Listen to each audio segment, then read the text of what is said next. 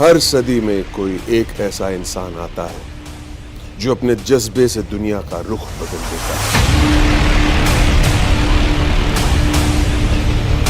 जिसने फुटपाथ पर डिक्शनरीज बेचकर पढ़ाई का खर्चा निकाला और आज बड़े बड़े बिजनेस टाइकून्स उसे कंसल्ट करके डिसीजंस लेते, अनफिट एज अ ट्रेनर बोलकर कंपनीज ने जिसको रिजेक्ट किया था, आज वो एशिया का नंबर 1 मोटिवेशनल स्पीकर का अवार्ड जीत चुका है। और एक ऐसे बिजनेस कोच जिनकी लर्निंग्स अपनाकर कितने ही डूबते हुए बिजनेस और स्टार्टअप्स अपने पैरों पर खड़े हो गए और आज लाखों करोड़ों में खेल रहे।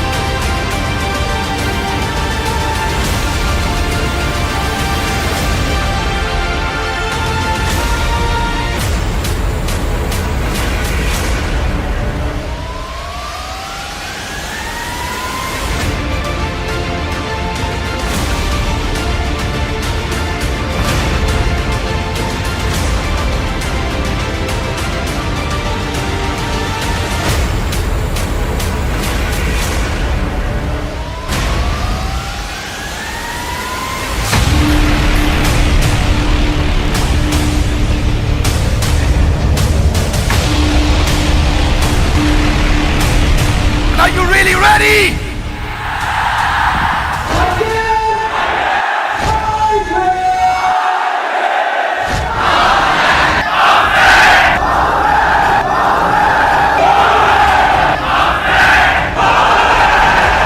तो तैयार हैं आप दुनिया के सबसे बड़े वेबिनार में? आगे बढ़ने से पहले 3 बातें बताऊंगा और फिर शुरू करते हैं आज का 100 मिनट 21 स्ट्रैटेजी। पहला चीज, ये webinar most live viewers in YouTube live webinar है आर्ट ऑफ पेरेंटिंग का। ये दुनिया का सबसे बड़ा वेबिनार होने जा रहा है। ये एक अटेम्प्ट है वर्ल्ड रिकॉर्ड का with golden book of world records. दूसरी चीज, ये वेबिनार हमने किया है करियर डिफेंस स्कूल के साथ पार्टनरशिप में। ये डिफेंस स्कूल की ट्रेनिंग कराते हैं, इंडियन आर्मी को बढ़िया मैन पावर तैयार करके देते हैं, ऑफिसर्स तैयार करते हैं, दे आर बिल्डिंग नेशन। सैनिक स्कूल की तैयारी कराते हैं या मिलिट्री स्कूल की तैयारी कराते हैं, RIMC देहरादून वगैरह। तो करियर डिफेंस स्कूल, आपका भी धन्यवाद इसमें पार्टनरशिप करने के लिए और इस वेबिनार को दुनिया में फैलाने के लिए। और तीसरी चीज, अपना डायरी पेन अपने नोट्स के लिए रेडी रखिएगा, अनइंटरप्टेड इंटरनेट अपना रेडी रखिए, क्योंकि ये कंटिन्यूस चलेगा 21 स्ट्रैटेजी। ये मेरा 10वां वर्ल्ड रिकॉर्ड होने वाला है। कंफर्टेबल सीटिंग रखिए, मोबाइल चार्जर रखिए अपने पास और कुछ वाटर और कुछ लाइट स्नैक्स जरूर रखिए मंचिंग के लिए, ताकि आप कंटिन्यूस देख सकें और इंटरप्शन ना हो। 3 बातें, वर्ल्ड रिकॉर्ड, दूसरा करियर डिफेंस और तीसरा तैयारी करके बैठिए। तो शुरू करते हैं 21 स्ट्रैटेजी 100 मिनट्स। धन्यवाद। अपने बच्चों का पालन ऐसे करो कि आपके बच्चे बड़े होकर के आप ही की कहानी को बड़े गर्व से सुनाएं। बच्चे क्या होते हैं? बच्चों के आंसू कड़वे होते हैं, उन्हें मीठा करना है। उनकी जिज्ञासा गहरी होती है, उसे शांत करना है। बच्चों का दुख बड़ा तीव्र होता है, उसे ले लेना है। बच्चों का दिल कोमल होता है, उसे कठोर नहीं बनाना। यह आयरॉनिकल हो जाता है, कई बार माता पिता गलती कर बैठते हैं। बचपन में उनको चलना बोलना खूब सिखाते हैं, चलो बोलो, और जब वो चलने बोलने लगता तो कहते हैं चुप बैठो। आज बात करेंगे पेरेंटिंग की। नमस्कार, विवेक बिंद्रा बोल रहा हूं, फाउंडर एंड CEO बड़ा business.com। पेरेंटिंग का स्टाइल, उसकी फैमिली का टाइप और वैल्यूज अब बदल चुके हैं। पूरी तरह बदल चुके हैं और दुनिया का सबसे अच्छा पेरेंटिंग का वेबिनार, इससे ज्यादा क्वालिटी कंटेंट इस इंटरनेट यूनिवर्स पे कहीं भी अवेलेबल नहीं है।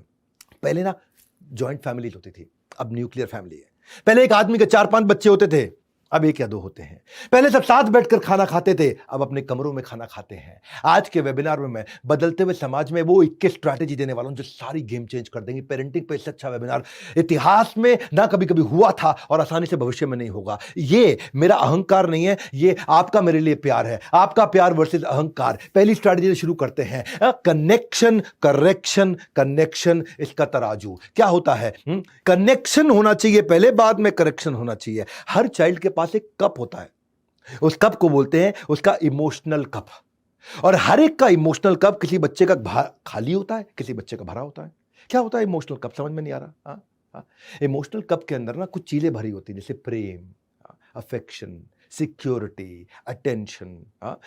एक अगर जो बढ़िया कप होता है बच्चे का, जो बच्चा बड़ा स्टेबल, सेटिस्फाइड, मोटिवेटेड रहता है, ये वो बच्चा होता है जिसको friendship, quality time, love, affection, उसको प्रेज, अप्रिसिएशन, उसको ये वाला जो कप है, ये बहुत बढ़िया कप होता है। कई बार क्या करते हैं हम लोग, पॉजिटिव टच से कप को अच्छा करते हैं, पर कभी कभार कुछ चीजों से कप खाली हो जाता है। और खाली किसका कप होता है? किस बच्चे का? आपने कुछ बच्चे देखे होंगे लोनली, फेलियर की भावना, उनको कंपेयर और क्रिटिसाइज किया जाता है, अब्यूज किया जाता है, निग्लेक्ट किया जाता है, ह्यूमिलिएट किया जाता है, गाली बका जाता है। ये तराजू है दोनों। खाली कप, भरा कप, देखो वजन किस तरफ ज्यादा है। कप खाली तो नहीं आपके बच्चे का, अगर आपके बच्चे का कप खाली हुआ ना, और अगर वो लोनली फील किया, और अगर वो फेलियर फील किया, एब्यूज्ड फील किया, तो वो क्या करेगा? अपना कप जबरदस्ती इधर उधर से जाके भरेगा। और कैसे भरेगा? दूसरों के क्रेडिट को लेने की कोशिश करेगा, मैंने किया था ये। जो सफल है उससे जेलस हो जाएगा, जो जिसको सफलता मिल रही है उससे मिसबिहेव करेगा, टेंशन लेने के लिए मैनिपुलेट करेगा, झूठ बोलेगा। ऐसे समझो, आपने आइसबर्ग देखा ना, आइसबर्ग, असलियत आइसबर्ग से समझो आप। आइसबर्ग में बर्फ के नीचे, पानी में, समुद्र के नीचे बर्फ और ऊपर बर्फ।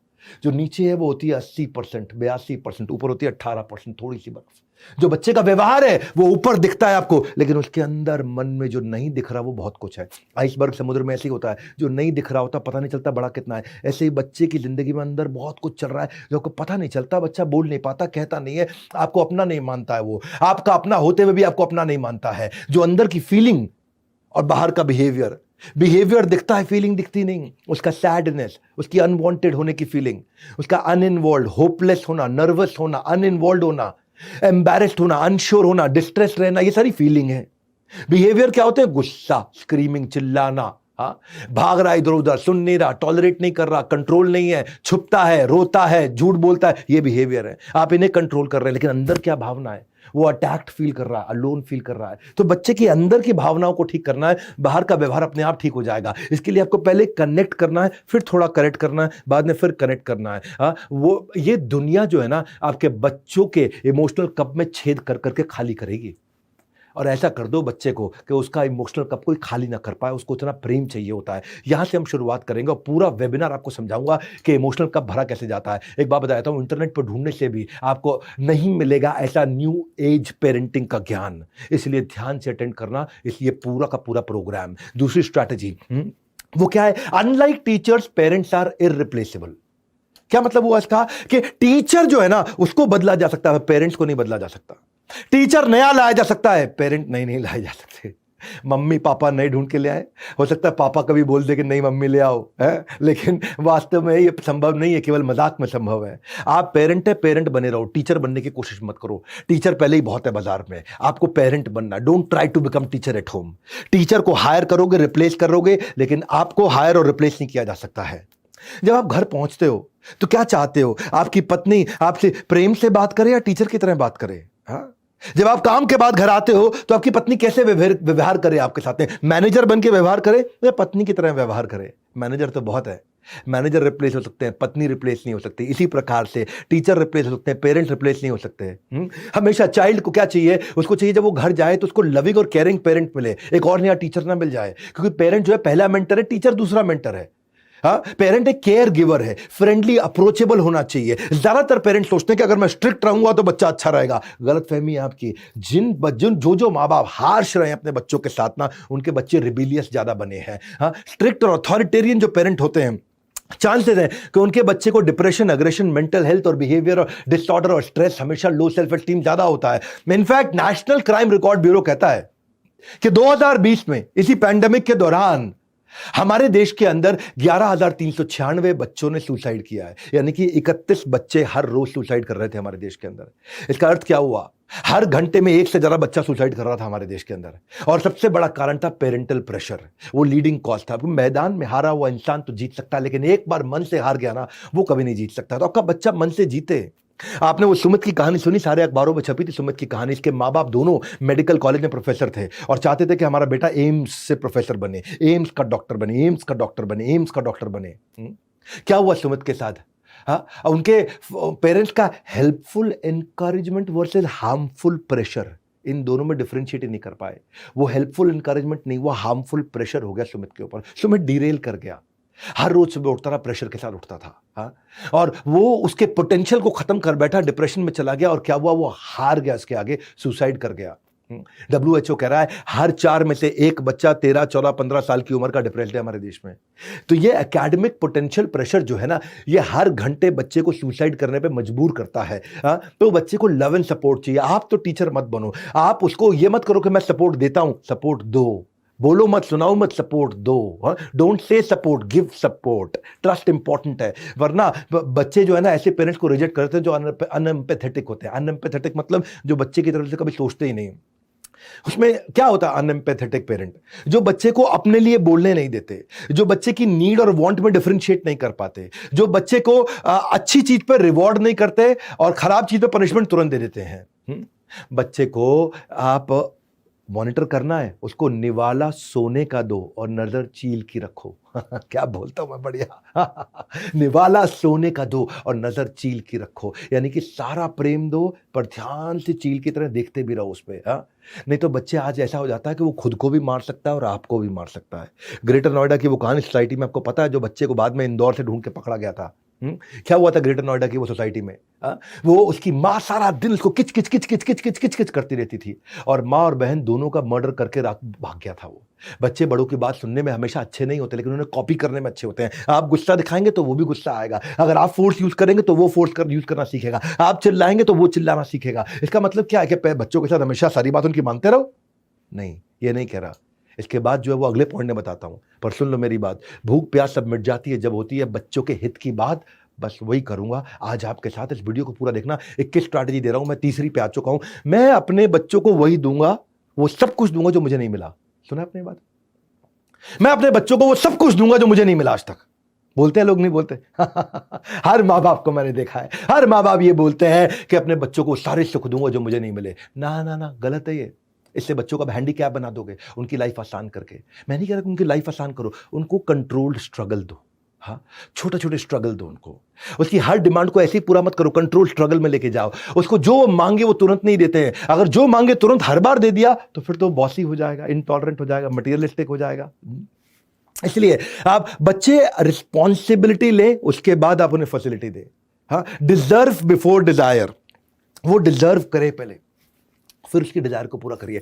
रिस्पॉन्सिबिलिटी के बाद फैसिलिटी। उसको कैसे इंस्पायर करे कि वो छोटे छोटे स्ट्रगल देके, रिजेक्शंस को फेस करे, आगे बढ़े, तब आप उसको बेनिफिट दें। अपॉर्चुनिटी दें उसको एक्सपीरियंस करने के लिए इन स्ट्रगल्स को। ये स्ट्रगल्स जो है ना वो नेसेसरी है उसकी एक्सपीरियंस करने के लिए, ताकि वो फ्यूचर में बड़ी बड़ी कठिनाइयों को हैंडल कर पाएगा। क्या है, दे विल बिकम, अदरवाइज पता क्या, उनकी अनरीजनेबल स्पेंडिंग हैबिट्स हो जाएंगी और वो मनी मैनेजमेंट भी नहीं सीख पाएंगे अगर सारे बेनिफिट उनको मिलते रहे, क्योंकि वो ओवर डिपेंडेंस है आपके फ्री फ्लोइंग बेनिफिट को लेकर के। स्ट्रगल नहीं करेगा तो वैल्यू नहीं करेगा। WHO कहता है कि पेरेंट्स जिनको नहीं मालूम है, जो बच्चों को स्ट्रगल करना नहीं सिखा पाते हैं, they are breeding nasty viruses. इसलिए कह रहा हूं बच्चों पे ना एक एहसान करो कि उनको, उनके ऊपर मुफ्त के एहसान मत करो।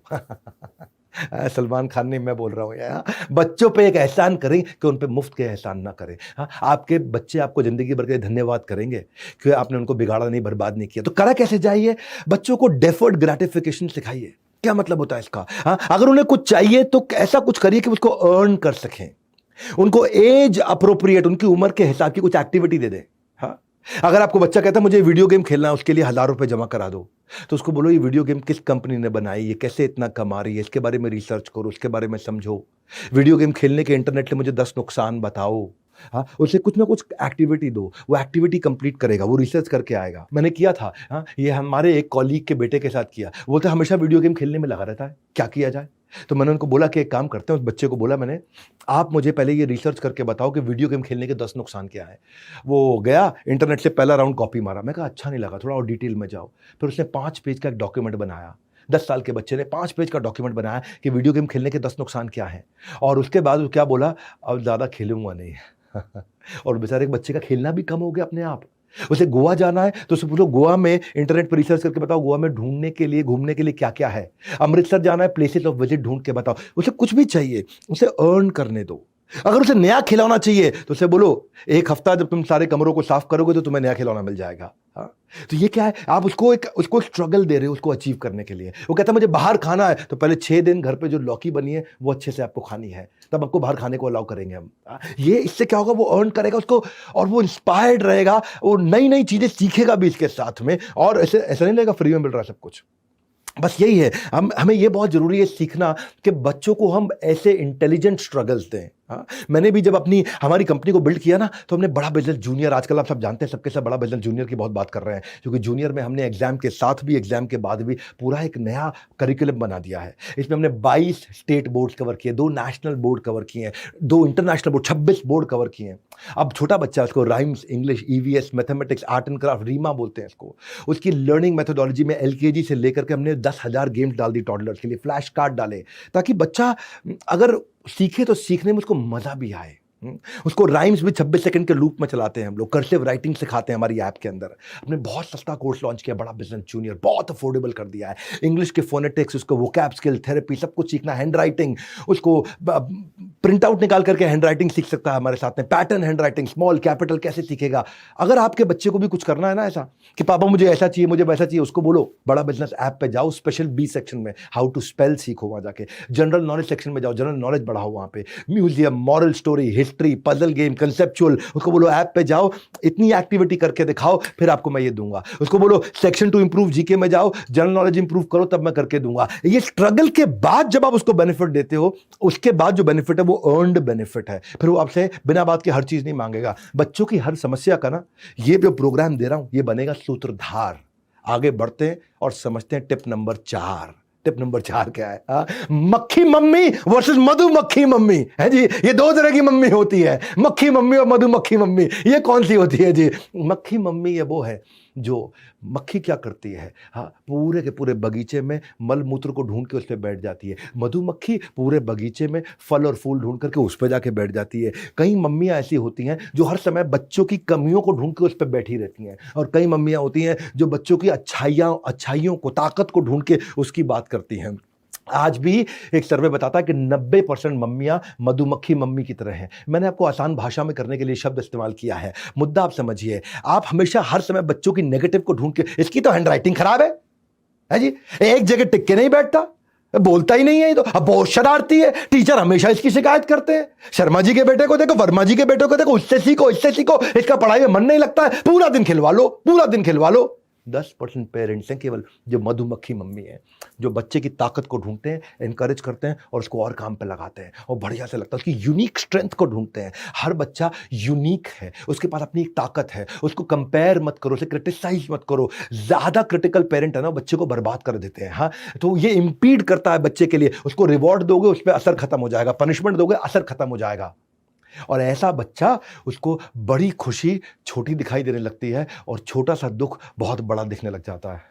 दोबारा बोलूंगा, मैं क्या बोलता हूं, क्या बढ़िया बोल देता हूं मैं। हाँ, उसको बड़ी खुशी छोटी दिखती है और छोटा दुख बहुत बड़ा दिखने लग जाता है, और बच्चा आपके साथ आपका अपना रहता नहीं है। ऐसा बच्चा, उसको 1 घंटा बैठ के पढ़ने के लिए अगर बोलो, आधा घंटा पढ़ता है तो तारीफ करोगे, आधा घंटा पढ़ा, वेरी गुड यार, वेरी गुड, हाँ, वेरी गुड, अप्रिशिएट करो। मक्खी मत बनो, मधुमक्खी बनो।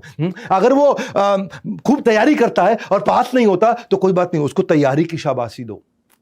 फेल होने के लिए गाली मत दो, तैयारी की शाबाशी दो। हाँ, ओवर एम्फसाइज करोगे हर समय मिस्टेक पे ना, तो परमानेंट नेगेटिव बिलीफ में उसके एंटर कर जाएगा, मेरे से कुछ हो ही नहीं सकता, मैं कुछ कर ही नहीं सकता। क्योंकि पेरेंट्स जो है ना, वो पहला चश्मा होते हैं बच्चे का। पहली बार अगर दुनिया को देखता है ना बच्चा, तो पेरेंट्स के चश्मों से देख करके देखता है। इसलिए ये जो मक्खी मम्मी जो है ना, वो हमेशा या तो बच्चे को मारेगी, बिना बात के मारेगी, इग्नोर करेगी उसके प्रश्नों को, उसके इंक्विजिटिवनेस को, वो ध्यान से सुनना नहीं बच्चे की बात को। जो बच्चा नहीं कह रहा है तो उसको तो बिल्कुल नहीं समझना, जब जो कह रहा है उसको नहीं समझ रहे तो नहीं कह रहा उसको कौन समझ लेता है। और कभी कभार तो बच्चा अच्छा करता है तो माँ बोलती देखा मैंने करा है, मैंने करा है। उसके क्रेडिट को क्यों ले रहे हो?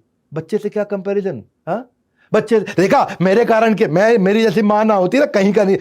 क्यों क्यों बच्चे के साथ कंपैरिजन? शर्म आनी चाहिए। कठोर बोल रहा हूं आज आपको, लेकिन ये वीडियो आपकी गेम चेंज कर देगा। हाँ, बच्चे को दूसरों के सामने डिसिप्लिन नहीं किया जाता, अकेले में किया जाता है। क्योंकि कई बार क्या करते हैं, हर समय एडवाइस करते हैं, एनकरेजमेंट देते नहीं। उसने कुछ अच्छा किया, उसने प्राउड फील नहीं किया, वो कोई मेडल लेके आया स्पोर्ट्स का, स्पोर्ट्स कौन देखता है जी। हाँ, उसकी अचीवमेंट पे कोई अच्छा रिएक्शन नहीं, और जब वो कोई गलती करे तुरंत पकड़ लो उसको। इसको बोलते हैं बैड पेरेंटिंग। और ये केवल एक एक्ट नहीं है, ये आपकी आदत है बैड पेरेंटिंग। पुअर पेरेंटिंग जो है ना, इंटेंशनल नहीं होती। मैं जानता हूं आपकी इच्छा थी बच्चा आगे बढ़े, लेकिन ये इंटेंशनल नहीं, कॉन्सिक्वेंशियल है। कॉन्सिक्वेंस तो उसके आएंगे। आप गलती से गलत पेरेंटिंग करो, जानबूझ के गलत पेरेंटिंग करो, नुकसान तो होगा ही होगा। आप badly parented child is a lost child. इसीलिए जब आप टीनेजर्स को जब हैंडल करते हो ना, आपने सुना होगा बच्चे वो कैसे हैं, जानते हैं आप वो क्या बोलते हैं आपके पीछे से? आपको पता नहीं है, वो आपके पीछे से बोलते हैं मेरे पेरेंट्स अच्छे नहीं है। वो इसके पेरेंट्स ज़्यादा प्यार करते हैं अपने बच्चे को। हमारे पेरेंट्स ने हमारे लिए किया ही क्या है आज तक। काश मैं किसी और के घर पैदा हुआ होता। आपसे ज़्यादा नैरो माइंडेड पेरेंट्स नहीं हो सकते किसी के, वो ऐसा भी बोल देते हैं। इसीलिए मधुमक्खी मम्मी बनने के लिए पेरेंट्स जो है सीईओ होते हैं, चीफ एनकरेजिंग ऑफिसर। करेक्ट नहीं करना है, कनेक्ट करना है। Catch him doing right things, catch him doing right things. 3 बार और बोलूंगा, catch him doing right things. सही काम करे पकड़ो उसको, जैसे वो अच्छा काम करे उसको पकड़ो, catch him doing right things. उसने कुछ अच्छा किया वहां तारीफ करो, catch him doing right things. Compare, complain, criticise नहीं, रिकॉग्नाइज, रिफॉर्म, रेक्टिफाई। उनको आइडेंटिफाई करने में मदद करो कि उसकी ताकत क्या है। उसको इंस्पायर करो कि अपनी हॉबीज को परस्यू करे। इन्वॉल्विंग पेरेंट बनो, इन्फॉर्मिंग पेरेंट मत बनो हर समय। उसके सही थॉट प्रोसेस को प्रेज करो, प्रेज करो। पब्लिक में उसकी तारीफ होती है, अकेले में उसको गाली दी जाती है, डांटा थोड़ा बहुत जाता है तो रिप्रिमांड। और कभी डांटा जाए बिना कारण के, वो कभी मत कर देना भैया। हाँ? याद रखो, actions that are appreciated gets repeated. जिस व्यवहार पे दोगे पुरस्कार उसी को दोहराएगा बार बार। अपने बच्चों का पालन ऐसे करो कि आपके बच्चे आगे चल के अपने खुद के बच्चों को आपकी कहानी सुनाएं, बड़े गर्व से सुनाएं। याद रखना, ये कंटेंट है खाली सोना, अगर छूट गया तो पड़ेगा आपको रोना। चलते हैं 5वीं स्ट्रैटेजी पे, personal position versus shared position. ये क्या है 5वां point, personal position versus shared position. इसको ऐसे समझते हैं कि जो पुराना ट्रेंड होता था ना, वहां पे कपड़े शेयर करना, खिलौने शेयर करना, किताबें शेयर करना। ये किताब कोई मांग के ले जाता था, घर से आकर के पढ़ते थे, चॉकलेट भी आती थी, सब मिलके खाते थे। लेकिन नया ट्रेंड क्या है आजकल के शहरों के माँ बाप? क्या है, ये सोनू का है, ये मोनू का है, तू अपने पास रख, तू अपने पास रख। हाँ, सबका अलग अलग ला देते हैं। तू अपना खा, तू अपना खा, दोनों अपने अपने खिलौने से खेलो। ये तेरी टी शर्ट, या तेरी टी शर्ट। यहां गड़बड़ हो जाता है, क्योंकि अब उसको आदत पड़ने लग जाता है। क्योंकि आजकल के जो माँ बाप हैं शहरों के, उनको लगता है चिक चिक से बचो, आपस में लड़ेंगे, इससे अच्छा दोनों का एक एक ला दो, ने तेरा ये तेरा, अब कोई बहस नहीं चाहिए हमारे को। चिक चिक, उनको चिक चिक नहीं चाहिए। इस चक्कर में, अपने कंफर्ट के चक्कर में, वो बच्चे को एक दूसरे के साथ शेयर करना सिखाना भूल गए हैं। और फिर पर्सनल पोजेशन, ये मेरा, ये सेल्फिशनेस, ये मेरा, सेल्फ सेंटर्ड। हाँ, और बच्चों को क्या चाहिए? उनको चाहिए कि वो सीखें, शेयर करें। उससे उनके अंदर कोऑपरेट करने की, नेगोशिएट करने की भावना आएगी। अगर वो शेयर करेगा तो कोलैबोरेशन सीखेगा, नहीं करेगा तो आइसोलेशन में चला जाएगा। कोऑपरेशन की जगह कॉन्फ्लिक्ट करेगा, उसके अंदर दूसरों की लगे फीलिंग की जगह इनडिफरेंट हो जाएगा। वो दूसरों के लिए सेंसिटिव होने की जगह इनसेंसिटिव हो जाएगा। वो किसी को समझेगा नहीं, अंडरस्टैंड नहीं, इग्नोर करेगा सामने वाले के इमोशंस को। वार्मथ होता है ना, वार्मथ, प्यार, अपनापन, वो होने की जगह कोल्ड हो जाएगा। ये मेरा है, ये मेरा है, ये मेरा है। केयरिंग की जगह अनकेयरिंग, डिसलाइकिंग, कम्युनिकेट नहीं करेगा, डिस्टेंस रखेगा। लव की जगह यही सब चीजें। फुलफिलमेंट की फीलिंग और हॉलो की फीलिंग का डिफरेंस समझना है। शेयरिंग ऑफ द टॉय जो होता है, वो अपने आप नेचुरली तो बच्चे में आएगा नहीं। नेचुरली बच्चा शेयर नहीं करता, उसको सिखाना पड़ता है धीरे धीरे। शेयरिंग का एक इतिहास है। हाँ, इतिहास, कबीले में लोग हुआ करते थे ना जंगल में, वो भी जब कोई शिकार करते थे तो बाजू के कबीले वाले के साथ भी शेयर करते थे। आओ भैया, हमने इतना खाने भोजन का अरेंजमेंट किया, आप भी ले लो। अच्छा ये बताओ जंगल में कहाँ पे शिकार करें, कैसे करें, तुम्हारा क्या आइडिया, अपना आइडिया शेयर करो। एक दूसरे से चीजें शेयर करते थे, आइडिया शेयर करते थे। फिर बार्टर चालू हुआ, और बार्टर के बाद फिर बिजनेस चालू हुआ। हाँ, ये एक्सट्रीमली एडवांटेजियस है, ये इससे उसका मॉरल डेवलपमेंट भी होगा बच्चे का। उसको एनकरेज करो शेयर करने के लिए, क्योंकि शेयरिंग में ना उसको कॉम्प्रोमाइज सीखेगा, वो फेयरनेस सीखेगा। हाँ, वो ये सीखेगा कि मैं अगर इसको दूंगा तो मुझे कुछ मिल भी सकता है। इसलिए आप बच्चों के साथ ऐसी game Khelo, turn by turn वाली गेम खेलो। तुम मुझे ग्रीन ब्लॉक्स दो, मैं तुम्हें रेड ब्लॉक दूंगा। अब ये तुम्हारी टर्न है, अब ये मेरी टर्न है। वो शेयर उनसे बात करो कि जब तुमने अपने खिलौने उसको दिए थे खेलने के लिए, मेरे को बहुत बढ़िया लगा, पापा को अच्छा लगा मैंने दिए खिलौने से खेलने के लिए। हाँ, देखो वो जो लड़की आई थी उसने तुम्हारी बहन को अपनी डॉल दी, कितनी प्यारी बच्ची है। हाँ, देखो तुम्हारी बहन ने तुम्हारे को दिया, कितनी प्यारी। ये जब आप ऐसे उसको एग्जाम्पल्स दोगे ना, बच्चे को धीरे धीरे ट्रेन करोगे, उनको प्रेज और अटेंशन दोगे इस बात पे, जब वो अच्छा करेंगे। I like the way you let Aryan play with your train. आपने आर्यन को अपनी ट्रेन के साथ खेलने दिया, अच्छा लगा मुझे देख करके, क्या बात है। हाँ, और जब आप, और अगर कोई ले भी जाता है खिलौना आपके बेटे से, तो उसे बोलो टेम्पररी है, आ जाएगा वापस, परमानेंट जिंदगी भर के लिए नहीं चला गया है। ऐसे सिखाओ उसको धीरे धीरे। नहीं सिखाओगे तो नहीं सीखेगा, सिखाओगे तो सीखेगा। पर आपका क्या है, शॉर्टकट, ये तेरा ले ले, अलग अलग कर ले। हाँ, ये गलत सिस्टम चालू कर दिया है। अगर आपका बच्चा शेयर नहीं भी करना चाहता है तो घबराइए मत, घबराइए मत। ऐसे शुरू करिए, जो वो बिल्कुल इस्तेमाल नहीं करता वो शेयर कराना शुरू कर दीजिए। जो वो बिल्कुल यूज नहीं कर, बेबी स्टेप लो ना। वो कहता है मेरा जन्मदिन है, नया गिफ्ट चाहिए मेरे को, तो उसको बोलो जो पुराने गिफ्ट हैं, जब वो गरीब बच्चों को बांट दोगे, जिनसे आप नहीं खेलते, खिलौनों से, कपड़ों से, चप्पल से, किताबों से, जो नहीं पढ़ते, वो जब बांट दोगे तो नया मिल जाएगा। तो उसके मन में फीलिंग आएगा, हाँ, जन्मदिन वाले दिन पापा मुझे ऑर्फन हाउस लेके जाएंगे, अनाथालय, वहां जाके मैं अपने पुराने खिलौने, सारे पुराने कपड़े पहले बांटूंगा, फिर मुझे नहीं मिलेंगे। तो उसको बांटने की फीलिंग कम से कम यहां से शुरू करो, जो वो इस्तेमाल नहीं कर रहा वो बांटे। क्योंकि किड्स जब ये शेयर करते हैं ना, तो उनके एम्पैथी आती है उनके अंदर, और वो डीपर कनेक्शन बिल्ड कर पाते हैं जिंदगी भर के लिए। हमें इस बात की चिंता हमेशा करते हैं कि हमारा बच्चा बड़ा होकर के क्या बनेगा, लेकिन हम ये भूल जाते हैं कि वही बनेगा जैसे हम उसकी आज परवरिश कर रहे हैं। हाँ, माँ बाप की नैतिकता की परख इसी बात से होती है कि बच्चे उनके साथ बुढ़ापे में क्या करने वाले हैं। और एक बात सुन लो भैया, आया हूं फिर से लेकर आपके काम की बात, ध्यान से सुनना, अंत तक बने रहना मेरे साथ। ये एक स्ट्रैटेजी कहीं नहीं मिलेगी, छठी strategy. With every deed you are sowing a seed. हर कार्य जो आप कर रहे हो, आप कोई ना कोई बीज बो रहे हो। ये प्रकृति का नियम है, नीम का बीज बोने से आम का फल निकल नहीं सकता है। आप नीम का बीज डालोगे, आम का पेड़ निकल आएगा, ये हो नहीं सकता है। जैसा बीज बोगे वैसा काटोगे। बाइबल भी कहती है, whoever sows injustice reaps calamity। हाँ, तबाही लेकर के आएगा वो। Those who plant injustice will harvest disaster। Bible भी बोल रही है। प्रकृति का नियम है, डालो नीम का बीज और आम का इंतजार करते रहो, तुम्हारी सारी पुश्तें मर जाएंगी, आम नहीं आएगा। कड़वा बोल रहा हूं, लेकिन अगर आपका बेटा झूठ बोल रहा है ना, तो चांसेस है कि आपने उसकी पुरानी गलतियों पे इतना रिएक्ट किया कि वो आज आपको सच नहीं बोलना चाहता है। अगर आपका बेटा आज सीक्रेटिव है, आपसे सीक्रेट रखता है, आपसे बात छुपाता है, तो चांसेस हैं जब उसने सच बोला था तो आपने उस बात को इतना बढ़ चढ़ करके डांटा कि उसको वो आज मन करता है कि वो सीक्रेट रखे। अगर आपके बच्चे का सेल्फ एस्टीम कम है, तो चांसेस है कि आपने उसको एनकरेज नहीं किया है पहले। अगर आपका बच्चा आज अपने लिए खड़ा नहीं हो पाता है, तो चांसेस है पब्लिक में आपने उसकी बहुत बेइज्जती करी है। अगर आपका बच्चा आज घबराया हुआ, कावर्ड, अंदर से डरा हुआ रहता है, तो चांसेस है कि आपने उसको स्ट्रगल करके जीतने नहीं दिया। अगर आपका बच्चा आज दूसरों की फीलिंग की रिस्पेक्ट नहीं करता है, तो चांसेस है कि आपने उसकी फीलिंग का रिस्पेक्ट नहीं किया। मैं बोल रहा हूं, प्रकृति का नियम है, नीम का बीज बोने से आम का फल नहीं मिलता है। जो बोओगे वो काटोगे। अगर आपका बच्चा आज जेलस है दूसरों से, तो चांसेस आपने उसे इतना कंपेयर किया उस दूसरों के साथ में कि आज वो दूसरों की सफलता से बहुत जेलस फील करता है। अगर आपके बच्चे में इमोशनल प्रॉब्लम है, तो आपने उसको पेशेंटली सुना नहीं है। अगर आपने सुना नहीं है, तो इसलिए वो इमोशनली डिस्टर्ब्ड है अंदर से। अगर आपका बच्चा डिसीजंस नहीं ले पाता है अपने, इसलिए नहीं लेता है क्योंकि आपने उसको इतने डिसीजन अपने दे दिए खुद के, आपने इतना ओवर गाइड किया उसको आज तक कि वो अपने डिसीजन आज ले नहीं पा रहा है। अगर आपके बच्चे में हर समय एंग्जाइटी का प्रॉब्लम है, हर समय एंग्जाइटी का प्रॉब्लम है, तो चांसेस है कि माँ बाप आपस में खूब लड़े हैं उस बच्चे के सामने। हाँ, अगर आज आपका बच्चा एग्रेसिव है, तो चांसेस है कि आपने उसके ऊपर कई बार हाथ उठाया, तो उसको ही समझ में आया कि हाथ उठाने से बात बन जाती है। प्रकृति का नियम है, नीम का बीज बोने से आम का फल मिल सकता नहीं है। कुछ कर लो भैया, कुछ कर लो। ये प्रकृति का नियम, और प्रकृति की एक प्रकृति है कि उसकी प्रकृति कभी बदलती नहीं है।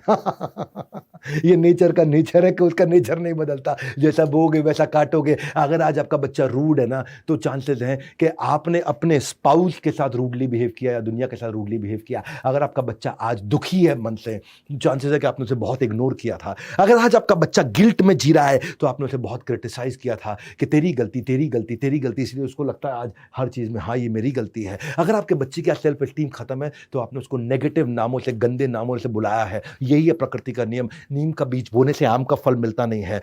जो बोगे काटोगे। मैं आता हूं उसका सोल्यूशन क्या है। अगर आपका बच्चा बात समझो पहले मेरी, कि आपका बच्चा कैजुअल इसीलिए है क्योंकि आप उसके लिए एक अच्छे रोल मॉडल नहीं है। इसीलिए ये बोलने की जगह कि जो मैं कह रहा हूं वो करो, ये मत बोलिए जो मैं कह रहा हूं वो करो। हाँ, क्योंकि आप जो आप कर रहे हैं वो करेगा। अगर आप खुद आप उसे बोल रहे हैं बेटा फ्रूट्स खाओ और खुद आप खा रहे हो आलू के चिप्स, हाँ, तो वो भी आलू के चिप्स खाएगा। अगर आप उसे कह रहे हो पढ़ो और आप खुद सारा दिन टीवी देख रहे हो तो वो भी टीवी देखेगा। लाइकली ज्यादा यही है कि वो वही ऑप्ट करेगा जो आप कर रहे हो। With every deed you are sowing a seed. एक बार की बात थी कि एक चोर इतनी सारी चोरियां करने के बाद इतनी बार पकड़ा जा चुका था कि जज ने उसको क्या बोला। जज ने बोला कि अब मैं तुम्हें ताउम्र कैद दे रहा हूं। उम्र कैद समझते हैं ना आप, सारी जिंदगी की कैद दे रहा हूं तुम्हारे को। तो जज ने उसको अलग से सजा सुनाई और बोला फांसी नहीं लेकिन उम्र कैद तुम्हें देनी पड़ेगी, तुम इतनी बार चोरी कर चुके हो। तो बच्चे ने बोला मेरी एक छोटी सी ख्वाहिश है जेल जाने से पहले। पूछा क्या ख्वाहिश है। बोला अपनी माँ से 1 मिनट मिलना चाहता हूँ। सब हैरान हुए, माँ से देखो कितना प्यार करता है, माँ से 1 मिनट मिलना चाहता है। जब माँ आई और मिली माँ, तो माँ को मिलते उसने माँ को जोर से धक्का दिया और खुद रोने लग गया। लोग खड़े हुए हैरान हो गए, माँ को धक्का देके ये खुद रो रहा है। हम सोचे कि शायद माँ से प्यार करता है इसलिए बोला। हाँ, और क्या बोला कि मेरी इस दशा की जिम्मेदार मेरी माँ है। पहली बार जब मैं स्कूल से पेंसिल चुरा के लाया था उसने मुझे शाबाशी दी थी। उस दिन शाबाशी देने की जगह थप्पड़ लगा दिया होता या डांट दिया होता। जब मैं बच्चे से लड़ाई करते वक्त किसी का सर फोड़ के आया तो उसने मुझे माफी मांगना नहीं सिखाया, उसने मेरा साथ दिया। उससे मैं गुंडागर्दी सीखा। चोरी का सामान घर पे लाने से वो गर्व महसूस करने की जगह मुझे दंड दिया होता तो आज मुझे उम्र कैद नहीं मिली होती। यही बात है, प्रकृति का नियम है। नीम का बीज बोओगे तो आम का फल निकलता नहीं है। ऐसा व्यक्ति जो बच्चों को ऐसे माँ बाप को दुनिया में लाना ही नहीं चाहिए कि अगर आप उनकी परवरिश ना कर सको, क्योंकि एक खराब किया हुआ परवरिश का, गलत परवरिश से किया हुआ बच्चा न केवल खुद के लिए न परिवार के लिए बल्कि समाज के लिए भी एक दुख का बहुत बड़ा कारण बनता है। इसीलिए कह रहा हूं न्यू एज पेरेंटिंग का मिलेगा पूरा ज्ञान अगर लगाकर सुन लिया ढंग से ध्यान। आज ध्यान लगा लो, नोट्स बना लो। ये मेरा एक पावरफुल इवेंट मैं कर रहा हूं और सारी की स्ट्रैटेजी ध्यान से सुनना। ये कभी नहीं मिलेंगे इंटरनेट के यूनिवर्स में। इतना बढ़िया कंटेंट, इतनी फास्ट स्पीड पे, इतना गैस नहीं देता हूं, रियल कंटेंट दे रहा हूं। 7वीं स्ट्रैटेजी कंस्ट्रक्टिव एंटरटेनमेंट। क्या होता है कंस्ट्रक्टिव एंटरटेनमेंट? कंस्ट्रक्टिव एंटरटेनमेंट का मतलब है ये वो एंटरटेनमेंट है जिससे बच्चे को मजा तो आए लेकिन सीख भी जाए कुछ कुछ साथ में। मजे में कैसे सीखे? बच्चे को मजा करना है, हाँ, लेकिन आपकी इंटेलिजेंस होनी चाहिए कि वो मजे में कैसे सीख जाए। हाँ, जो भी चीज आप चाहते हो कि बच्चा याद रखे उसे गेमिफाई कर दो, उसमें गेम कर दो। बहुत सारी गेम्स होती हैं। ऐसी चीजें मत करो जिसमें क्रिटिकल थिंकिंग और क्रिएटिविटी इन्वॉल्व ना हो। ऐसे गेम मत खेलो। वो गेम खिलाओ उसको घर में, जैसे नेम प्लेस एनिमल थिंग। ये वोकैबुलरी इंप्रूव करने के लिए कितना बढ़िया पुराना गेम है, सालों साल से लोग खेल रहे हैं कि नेम प्लेस यानी प्लेस क्या, अमेरिका ए खत्म हुआ तो अगला ए से चालू होगा, अंटार्कटिका, फिर ए खत्म हुआ तो फिर ए से चालू होगा, अहमदाबाद, अब डी से चालू होगा, दिल्ली, अब आई से चालू होगा, इंदौर। इस चक्कर में उसकी वोकैबुलरी अच्छी हो जाती है। या फिर उसको मसालों के नाम हिंदी इंग्लिश में कराओ। हाँ, कि नमक को इंग्लिश में सॉल्ट बोलते हैं, हल्दी को टर्मरिक बोलते हैं, जीरा को क्यूमिन सीड्स बोलते हैं, मेथी को फेनुग्रीक बोलते हैं, सौंफ को फनल सीड्स बोलते हैं। अब कई लोगों को नहीं मालूम ये। राई को क्या बोलते हैं? मस्टर्ड सीड बोलते हैं। इलायची को कार्डमम बोलते हैं। ये ऐसी गेम्स खिलाओगे ना तो वो गेम खेलेगा, मजा भी आएगा और सीखेगा। हाँ, बर्तन होते हैं। अब बर्तन में ओखली को मोटर बोलते हैं, नहीं मालूम। चकला बेलन, बेलन से आप पीट तो देते हो लेकिन बेलन को बोलते क्या? रोलिंग बोर्ड और रोलिंग पिन। मालूम होना चाहिए बच्चों को। केतली को केटल बोलते हैं, कढ़ाई को वॉक बोलते हैं, तवा को ग्रिडल बोलते हैं, छलनी को सीव बोलते हैं, कद्दूकस को गाटर बोलते हैं। ये सिखाओ उसको, एंटोनिम सिनोनिम सिखाओ उसको। Giant, dwarf, arrogant, humble, knowledge, ignorance उसको सिखाओ। अटैक, डिफेंड, सनी, क्लाउडी, उसको blunt, sharp, marvellous, terrible, timid, bold, उसको कुछ वर्ड सिखाओ। उससे क्या है, सीखते सीखते उसको मजा आने लगेगा। जो चीज आप चाहते हो बच्चा याद रखे उसको गेमिफाई कर दो, उसमें गेम डाल दो। प्लेइंग गेम्स जिसमें क्रिटिकल थिंकिंग नहीं है, ऐसा नहीं होना चाहिए। इसी को बोलते हैं कंस्ट्रक्टिव एंटरटेनमेंट। मॉन्यूमेंट याद कराओ। ताजमहल कहां है? आगरा में। जंतर मंतर कहां है? दिल्ली में। आमिर फोर्ट कहां है? जयपुर में। हवा महल कहां है? जयपुर में। या फिर चार मीनार कहां है? हैदराबाद में। गेटवे ऑफ इंडिया कहां है? मुंबई में। सिटी पैलेस कहां है? उदयपुर में। अच्छा ये बताओ, चेंज कर दो उसको, पूछो अमृतसर में क्या है? Golden temple. ऐसी इसको शहरों के निकनेम्स इसको याद कराओ। निकनेम क्या है? जोधपुर का निकनेम ब्लू सिटी, मैसूर का ग्रीन सिटी, जयपुर का पिंक सिटी, अहमदाबाद का मैनचेस्टर ऑफ इंडिया, आनंद का milk city of India, diamond city of India Surat में है, सिटी ऑफ नवाब लखनऊ है, क्वीन ऑफ हिल्स मसूरी है। आप उसको अलग से बहुत सारी, अब जितने मुझे याद आ रहे फटाफट से बता रहा हूं आपको। सिल्क सिटी कौन सी? भागलपुर। लेदर सिटी कौन सी? कानपुर। तो ये याद कराओ उसको ऐसे, वो गेम खेलते खेलते बहुत कुछ सीख जाएगा। वो गेम जिसमें क्रिटिकल थिंकिंग नहीं, जो चाहते हो बच्चा याद करो उसे गेमिफाई कर दो। कब से बोल रहा हूं मैं, फ्री फ्लोइंग चीज नहीं, जो गोल ओरिएंटेड चीजें हो। मंदिर उसको याद करो, बिल्कुल बहुत छोटा बच्चा है, मंदिर में ले जाओ, उसको पूछो ये कौन से भगवान है, मतलब पूछो दुर्गा देवी कहां है, तो भाग के जाएगा, दुर्गा देवी को छू के आएगा। हाँ, सीताराम कहां है, भाग के जाएगा, सीताराम को छू करके आएगा। शिव पार्वती कहां है, भाग के जाएगा, पार्वती शिव को छू के आए। गणेश जी कहां है, भाग के जाए, गणेश जी को छू करके आए। हनुमान जी कहां है, भाग के जाए, हनुमान जी को मत्था टेक करके आए। हाँ, शिवलिंग कहां है, भाग के जाए, शिवलिंग को मत्था टेक के आए। राधा कृष्ण कहां है, भाग के जाए, राधा कृष्ण को मत्था टेक करके आए। हाँ, आप डिक्शनरी होती है, डिक्शनरी पकड़ा दो उसके हाथ में, उसको बोलो डिक्शनरी में ए से लेके जेड तक 26 लेटर हो गए। हर दिन एक लेटर को उठा लो उस अल्फाबेट से, ए से उठा लो, आज बी से उठाएंगे, आज सी से उठाएंगे, आज डी से उठाएंगे, आज ई से उठाएंगे, आज जेड से उठाएंगे। और एक दिन में एक शब्द सीखे, वो उसका मीनिंग क्या है वो सीखे। आप उसको, और नहीं तो कुछ कम से कम राज्य की कैपिटल सिखानी शुरू कर दो। आप गूगल बॉय का इंटरव्यू देखा था आपने हमारे बड़ा भारत चैनल पे? मेरे ख्याल 2 मिलियन व्यूज हो चुके होंगे। हाँ, वो जो गूगल बॉय ऑफ इंडिया, अब वो कौटिल्य पंडित को ऐसी तो माता पिता ने सिखाया था, उसको बचपन से यही सब सिखाते थे वो। हाँ, मणिपुर की कैपिटल इम्फाल, सिक्किम की कैपिटल गैंगटॉक, हिमाचल की कैपिटल शिमला, गुजरात की कैपिटल गांधीनगर, केरला की तिरुवनंतपुरम, आसाम की दिसपुर, गोवा की पानाजी, आंध्र प्रदेश की अमरावती। याद नहीं रहती हैं, लेकिन आप ये गेम्स खेलोगे उसको याद हो जाएंगे। टाइम बिताओ उसके साथ में, बच्चे के साथ में। और वो मैं बार बार आपसे बोल रहा हूं, जो चीज चाहते हो वो सीखे, उसको गेमिफाई कर दो। प्लेइंग गेम में ना आपको बस सिंपल इतना करना है कि बोर्ड गेम, चेस खिला दो, स्क्रैबल खिला दो, क्रॉसवर्ड खिलाओ, पिक्शनरी खिलाओ, प्रॉब्लम सॉल्विंग कराओ, कॉन्सेंट्रेशन बढ़ाओ, मेमोरी रिकॉल उसकी बढ़ेगी। ज्वेलरी मेकिंग, सोप मेकिंग लड़की है तो कितना कुछ आप कर सकते हो। और कुछ नहीं तो एटलस पकड़ा दो, लगा रहेगा एटलस के साथ। मैंने ये थॉट प्रोसेस को रखा था अपनी टीम के साथ, लीडरशिप के साथ। जब मैं ये सेमिनार करने जा रहा था ना, उस सेमिनार के बारे में, आज के सेमिनार के बारे में मैंने आज से 1.5 साल पहले, 1 साल पहले सोचा था बहुत डिटेल में। और तब मैंने बड़ा बिजनेस जूनियर बिल्ड करना शुरू किया था कि हमारे को विजुअल लर्निंग देनी है बच्चों को, ताकि उनकी क्यूरियोसिटी, इमेजिनेशन रहे। और वही बड़ा बिजनेस जूनियर हमने किया। Fun, quizzes, drag and drop, match the column, real life video, caterpillar butterfly कैसे बनती है उसकी रियल लाइफ वीडियो दी हमने। कंसेप्चुअल क्लैरिटी आ जाती है उससे बच्चों को। अगर सिविक्स भी सिखानी है उसको, रीजनल कल्चरल डाइवर्सिटी को विजुअली सिखाया हमने बड़ा बिजनेस जूनियर के अंदर। Academics, 21st century skill, entrepreneurial skill सिखाएं, एग्जाम के साथ भी, एग्जाम के बाद भी। यानी कि एकेडमिक स्कोर और पर्सनालिटी स्कोर। हमने सिस्टम ऐसा बनाया, माइक्रो लर्निंग की है। 3 घंटे की पढ़ाई 30 मिनट में बच्चा कैसे कर ले। जो 3 घंटे किताब से पढ़ेगा वो 30 मिनट में हमारी ऐप पे आके पढ़ लेता है स्कूल की पढ़ाई, चाहे वो दूसरी क्लास, 5वीं क्लास, 8वीं क्लास, 12वीं क्लास, किसी भी क्लास में पढ़ता हो। एड फ्री प्लेटफॉर्म है, कोई एडवर्टीजमेंट बीच में आएगा नहीं, कुछ और है नहीं, तो आपको वीडियो ढूंढने में कोई दिक्कत नहीं, आपका टाइम सेव होता है। हमने एग्जाम के बाद भी, हमारी सबसे बड़ी स्ट्रेंथ है, बड़ा बिजनेस है ना, आपके बिजनेस में आपके बच्चे को बचपन से एंटरप्रेन्योरशिप और कॉर्पोरेट लीडरशिप सिखा देते हैं कि एंटरप्रेन्योरशिप क्या होती है, आइडिया जनरेशन कैसे होता है, गोल सेटिंग कैसे करते हैं, स्ट्रेंथ और वीकनेस कैसे ढूंढते हैं, इमेजिनेशन, इनोवेशन कैसे आएगा। हमने केवल 7,999 रुपए साल की फीस रखी है, 8,000 रुपए से कम, 7,999 रुपए पूरे साल की फीस रखी है। इनॉग्रल ऑफर है, इसका प्राइस बढ़ेगा आगे। हमने concept of saving and spending बच्चे को सिखाया, स्टोरी टेलिंग सिखाया, जिंगल, लोगो, कलर, स्टाइल क्या होते हैं, ये ब्रांड कैसे बनाओगे कल को अपनी लाइफ में जब बिजनेस बिल्ड करोगे, टेक्नोलॉजी, कोडिंग कैसे सीखोगे, प्रोडक्ट की जर्नी कैसे बनाओगे, यूआई यूएक्स कैसे तैयार करोगे, मिनिमम वायबल प्रोडक्ट कैसे तैयार करोगे। ये मैं बोल रहा हूं आपको कि अगर छोड़ दिया बीच में मेरा साथ तो कैसे बनेगी आपकी बात। ये बड़ा बिजनेस जूनियर, ये पेड प्रोडक्ट है हमारा 7,999 का। फिलहाल उसकी बात बाद में करूंगा, पहले भी 8वीं स्ट्रैटेजी पे आता हूं, change in behaviour versus change in belief. जो बच्चा बिहेव करता है आप उसको बदलना चाहते हो, ये बदलना है, ये नहीं बदलना जो वो कर रहा है, ये बदलना, इधर इधर इधर। ये बदल गया ना तो ये बदल जाएगा, ये अपने आप बदल जाएगा। सुनो सुनो सुनो, सबको चाहिए रिजल्ट, रिजल्ट के पीछे होता है डूइंग, डूइंग के पीछे होता है बीइंग। हाँ, रिजल्ट तब बदलेगा जब डूइंग बदलेगा, और डूइंग तब बदलेगा जब बीइंग बदलेगा। ये बोल रहा हूं, बिलीफ से बनता है बिहेवियर। हाँ, आपको हाथी की वो कहानी पता है ना, क्या हाथी को मोटी मोटी चेन से बांध के रखते हैं पहले, और बाद में उस हाथी को कुछ साल के बाद उसको जूट की पतली रस्सी से बांध के छोड़ देते हैं खूंटे पे।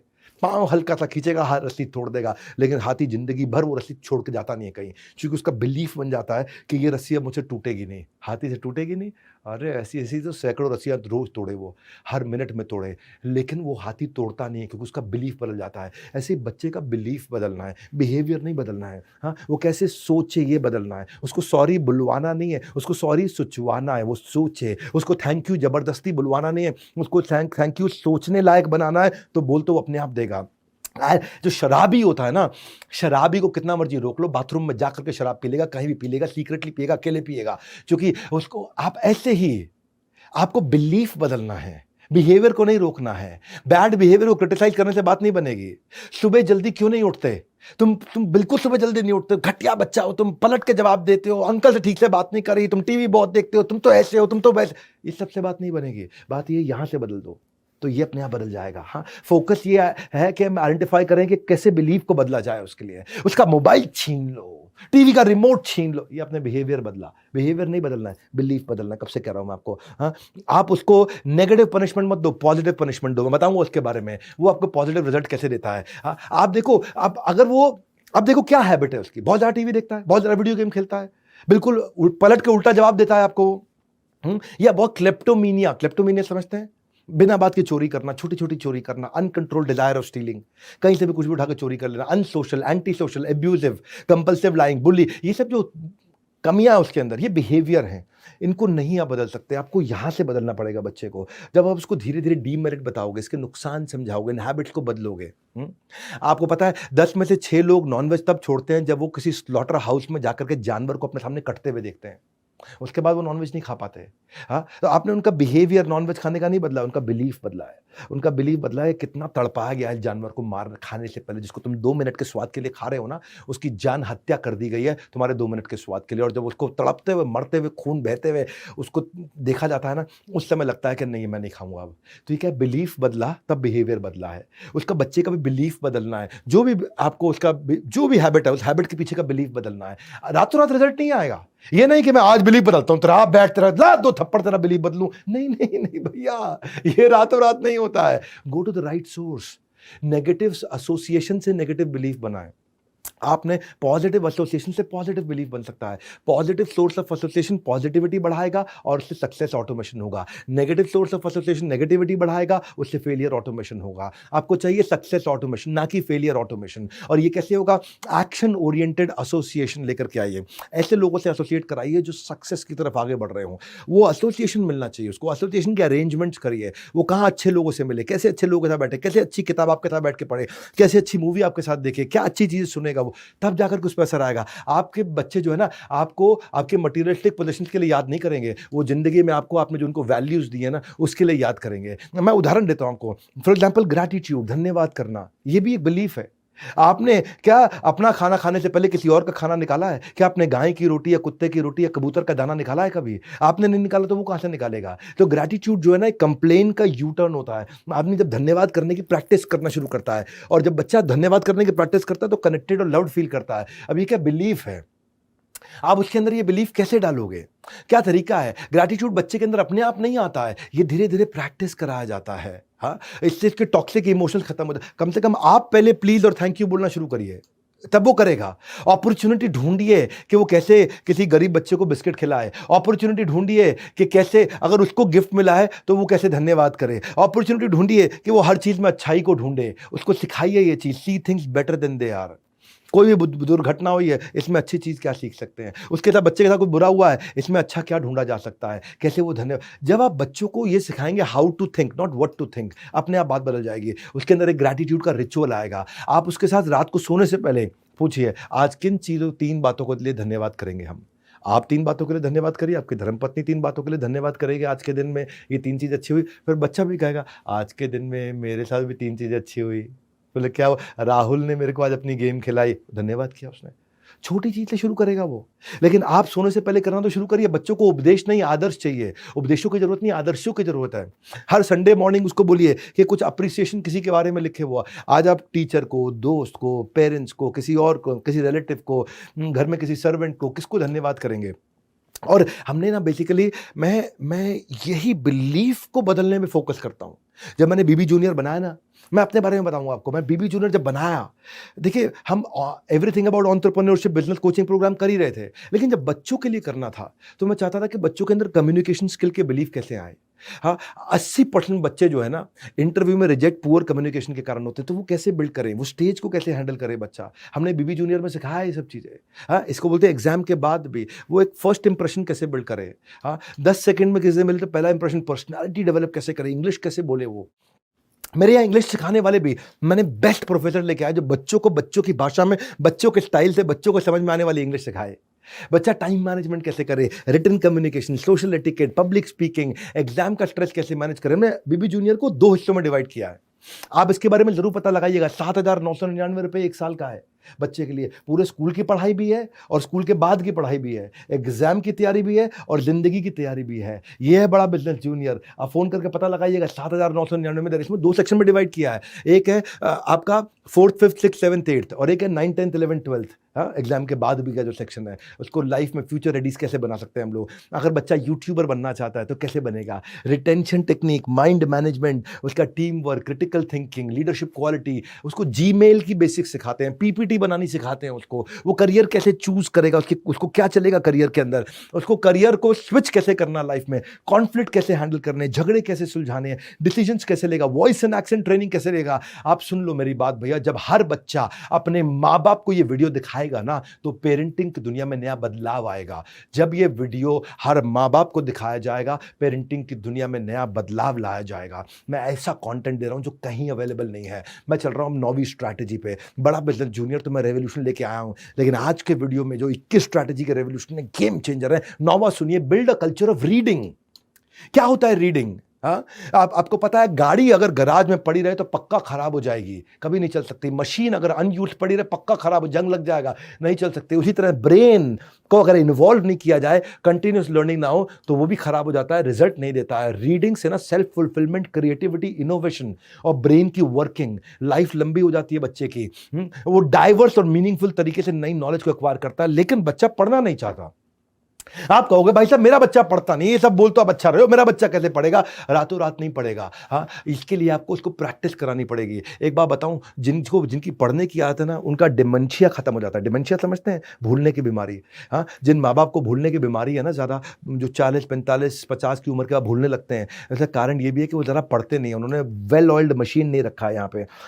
आपका स्पीड ऑफ लर्निंग प्रोसेस बढ़ता है। क्यों? क्योंकि न्यूरॉन होते हैं ना ब्रेन के, वो खुलते हैं, न्यूरल पाथवे खुलते हैं। जब ब्रेन के अंदर करोड़ों अरबों न्यूरल पाथवे खुलते हैं तो इंपल्स अंदर ट्रैवल करता है, उसके अंदर आपकी फास्टर लर्निंग होती है। क्योंकि ब्रेन के अंदर की फैकल्टीज खुलती हैं तो कंटेंट अंदर एब्जॉर्ब होता है। हाँ, आप जो आदमी ज़्यादा पढ़ता है ना, he can actually think big and out of the box. वो बड़ा सोच सकता है, बाहर सोच सकता है, नया सोच सकता है। क्योंकि आज का रीडर कल का लीडर है। सुन लो भैया क्या बोल रहा हूं, आज का रीडर कल का लीडर है। जो ऐसे कहते हैं कि not all readers are leaders but all leaders are readers for sure. इसीलिए कहते हैं किताब जैसा वफादार कोई भी दोस्त नहीं है। बिल गेट्स 50 किताबें 1 साल में पढ़ते हैं, जुकरबर्ग 1 किताब 2 हफ्ते में पढ़ता है, मुकेश अंबानी 2 घंटा रोज पढ़ते हैं, स्टीव जॉब्स 1 किताब हर महीने, गांधी ने 11,000 किताबें अपनी जिंदगी में पढ़ी थी, बराक ओबामा 1 घंटा रोज पढ़ते हैं, जैक मा, या मैं खुद भी रोज 2 घंटा पढ़ता हूं। मेरे को ऐसा लगता है कि जब भी कोई टेलीविजन ऑन कर दे तो उस समय आप दूसरे कमरे में जाकर के पढ़ना शुरू कर दो, इसलिए टेलीविजन आपका सबसे अच्छा दोस्त है। एक बात बता दूं आपको, रीडिंग को इंस्पायरिंग बनाया जा सकता है। लेकिन अगर बच्चे को कुछ भी पढ़ने का मन नहीं कर रहा तो ये देखो कि क्या पढ़ने का मन कर सकता है उसका। पढ़ना अपने आप में इंस्पायरिंग नहीं होता, लेकिन अगर पढ़ने को किसी गोल के साथ लिंक कर दें। हाँ, आप एक रीडिंग का स्पेस बनाइए घर में और बच्चे को एक पर्पस दीजिए छोटा सा कि क्यों पढ़ना है। पढ़ना है, पढ़ो पढ़ो पढ़ो नहीं, क्यों पढ़ें, इसको पढ़ने से क्या फायदा होगा। पहले दिमाग में कॉन्सेप्ट डालें, फिर वो कंटेंट पढ़ेगा। हाँ, उसको बताएं कि ये टास्क सीखेंगे हम पढ़ने से। आप भी पढ़ो, मैं भी पढ़ूंगा, ये टास्क सीखेंगे। हाँ, उसको सीखने पे फोकस करिए रीडिंग से पहले, लर्निंग बिफोर रीडिंग। लर्निंग को गोल बनाइए, क्या सीखेंगे, क्या नई चीज सीखने वाला है मेरे बेटे आज तो बता। इस हफ्ते में हम क्या सीखेंगे नया? इस हफ्ते में हम कोडिंग का ये चैप्टर सीखेंगे, मतलब ये मुद्दा सीखेंगे, ये नई चीज सीखेंगे। हाँ, ये सीखेंगे कि भाई फ्लाइट की टिकट बुक कैसे कराई जाती है, ट्रेन की टिकट बुक कैसे कराई जाती है, अब उसके अराउंड पढ़ो। तो उसे कोई गोल दे दिया तो वो ढूंढ ढूंढ के पढ़ना शुरू कर देगा। लर्निंग को ऑब्जेक्टिव बनाओ, रीडिंग को ऑब्जेक्टिव बनाओ। रीडिंग कभी भी अच्छी नहीं होती, इंस्पायरिंग नहीं होती है। सीखने के लिए रीडिंग करना है, रीडिंग करने के लिए रीडिंग नहीं करना है। उसको बोलो पढ़ पढ़ पढ़ पढ़ पढ़, नहीं पढ़ेगा। लेकिन उसको समझ में आ जाए कि रीडिंग से मुझे क्या सीखने को मिले, क्या एप्लीकेशन मिले, मुझे क्यों पढ़ना है, इसका पर्पस मिल जाए। क्योंकि रीडिंग जो है ना वो contributing activity, absolute activity. Reading सब कुछ नहीं है जिंदगी में। मैं ये नहीं कह रहा रीडिंग का कल्चर बनाओ, रीडिंग करनी कर, रीडिंग क्यों करूं, उसको पर्पस हो तो रीडिंग अपने आप करेगा वो। हाँ, आग सीने में लगाते, पीछे नहीं लगाते। सीने में आग लगाओगे, पीछे आग लगाओगे जल जाएगा। सीने में आग लगाओगे इतिहास रच देगा। उसके सीने में आग लगाओ, ये पढ़ना क्यों है। उसको इंस्पायर्ड रीडिंग, प्रेस्क्राइब्ड रीडिंग नहीं, प्रेशराइज्ड रीडिंग नहीं, inspired reading. Reading self driven हो जाए उसके लिए। और अगर वो पढ़े तो उसको सक्सेस को सेलिब्रेट करो। मैंने भी रीडिंग को आसान करने के लिए जब अपनी लीडरशिप के साथ डिस्कशन किया तो 1 साल लगाया हमने इस पे, इस एडटेक कंपनी के अंदर कंटेंट को सीबीएसई से सर्टिफाई कराया, स्ट्रक्चर्ड कंटेंट लेके आए और 3000 पब्लिशर्स का कंटेंट ला करके अपने ऐप में डाल दिया। आज मैं डंके की चोट पे कह सकता हूं, बड़ा बिजनेस जूनियर खरीदने के बाद आपको इस पब्लिशर की, उस पब्लिशर की, फलाने की, डिगाने की, सबकी किताब खरीदने की जरूरत नहीं। बाइलिंगुअल बनाया कि रीडिंग आसान हो जाए बच्चे के लिए। हिंदी में भी, इंग्लिश में भी, उसका ऑडियो भी डाल दिया, वीडियो भी डाल दिया, यूकेजी भी डाल दिया और 12th तक डाल दिया, on the fly Hindi English. और फिर भी अगर आप चाहते हो इंटरनेट बंद करना है तो इंटरनेट बंद कर दो। बच्चा मोबाइल में ऑफलाइन पढ़ सकता है। हमारे यहाँ पे हमारी ऐप में हमने ऑफलाइन का मोड डाल दिया कि ये ना हो कि बच्चा इंटरनेट पे कुछ और करने लग जाए। टॉपर की आंसर शीट डाल दी, जितने भी टॉपर्स हैं उन्होंने इस क्वेश्चन को कैसे सॉल्व किया। हाँ, ये 10th और 9th क्लास में होता है। ये बच्चों से जुड़ी हर समस्या को कह पाओगे अब बस।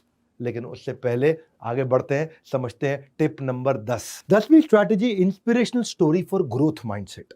कहानी याद रह जाती है, स्टोरी जिससे ग्रोथ होती हो बच्चे की। सुनो मेरी बात को, स्टोरी ऐसी कहानी जिससे आपके बच्चे की ग्रोथ होती हो। कब कर सकते हैं? बेड टाइम, स्लीप टाइम, ये कहानी का टाइम होता है। याद है दादा दादी, नाना नानी की कहानियां आज भी होनी चाहिए।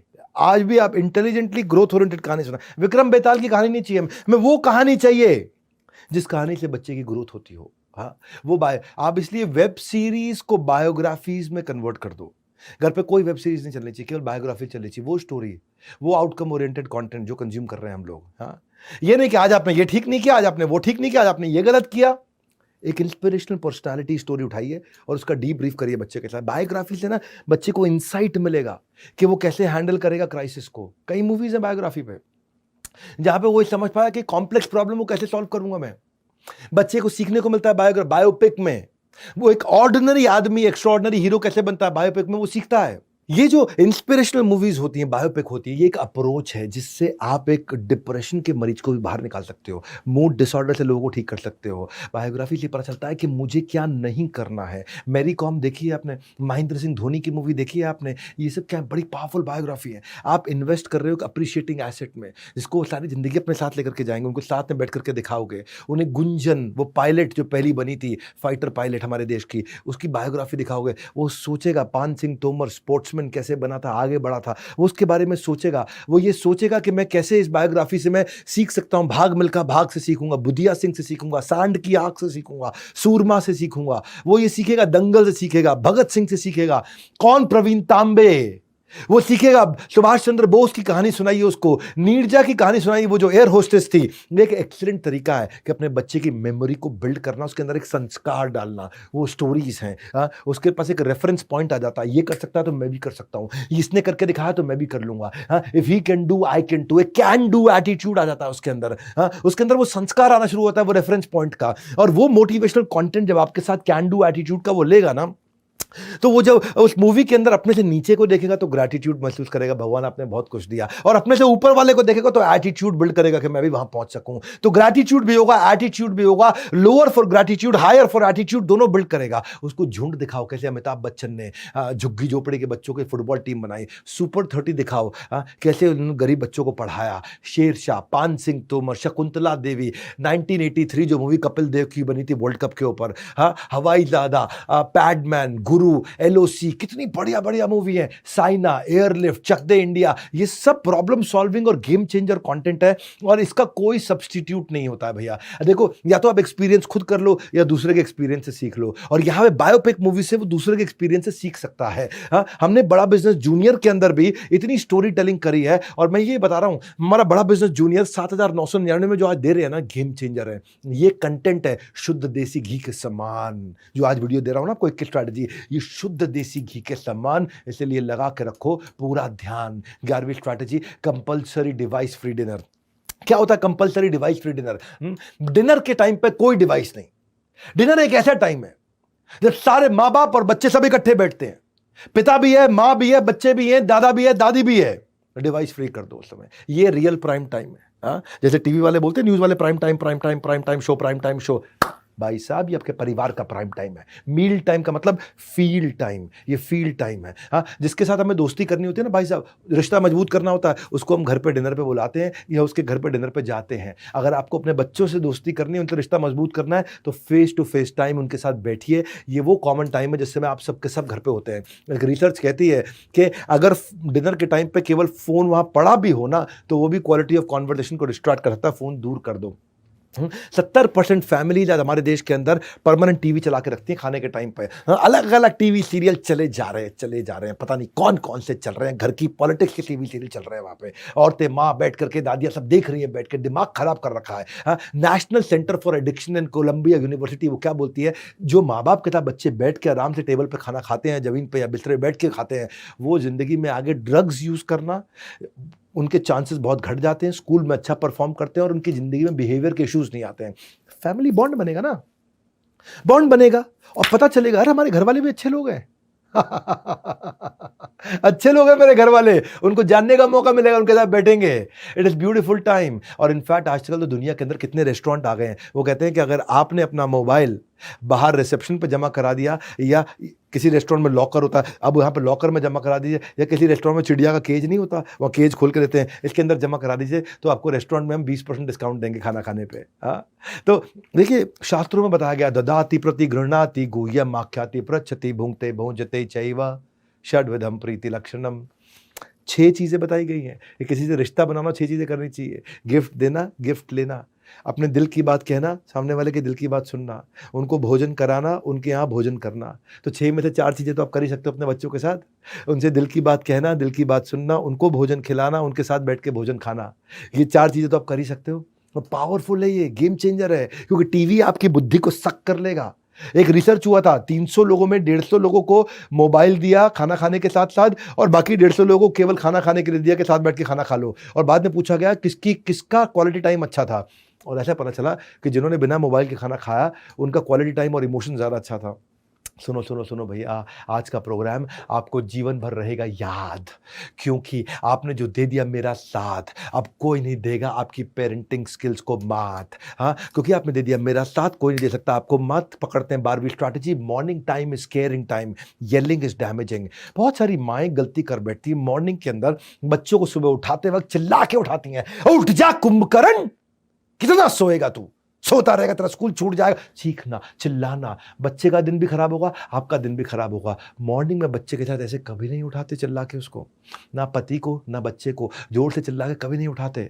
हाँ, आज इस समय एक स्कूल के जो काउंसलर होते हैं, वहाँ सर्वे में बताया गया कि सबसे ज़्यादा बच्चे इस बात से परेशान है कि हर दिन मेरी माँ मुझ पर सुबह सुबह चिल्लाती है। हाँ, वहाँ पूछते हैं, how should I deal with my mom, she yells at me early morning for no reason.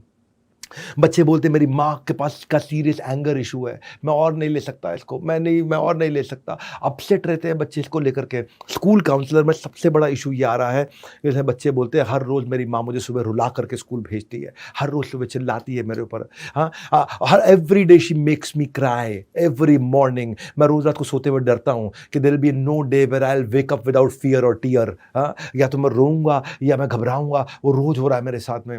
ये जो है ना आज बच्चे, और ऐसा करोगे ना तो बच्चे डिसेंसिटाइज हो जाएंगे, बिल्कुल वो सेंसिटिव नहीं रहेंगे इन सब चीज़ों को, ढीठ हो जाएंगे, बिल्कुल बर्बाद हो जाएंगे।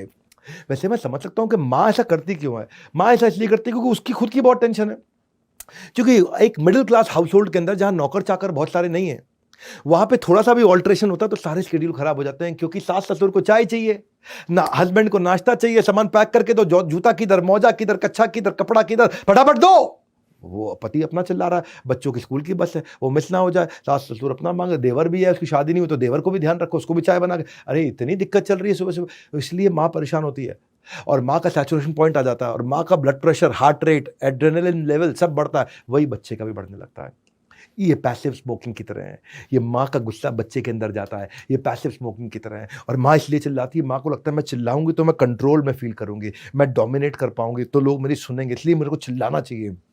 नहीं सर, क्रिएटिव तरीका निकालो, क्योंकि अगर बच्चा छोटा है ना तो वो ये समझ नहीं पाता है कि ये चिल्लाना, ये थ्रेट मेरे लिए असली है कि नकली है।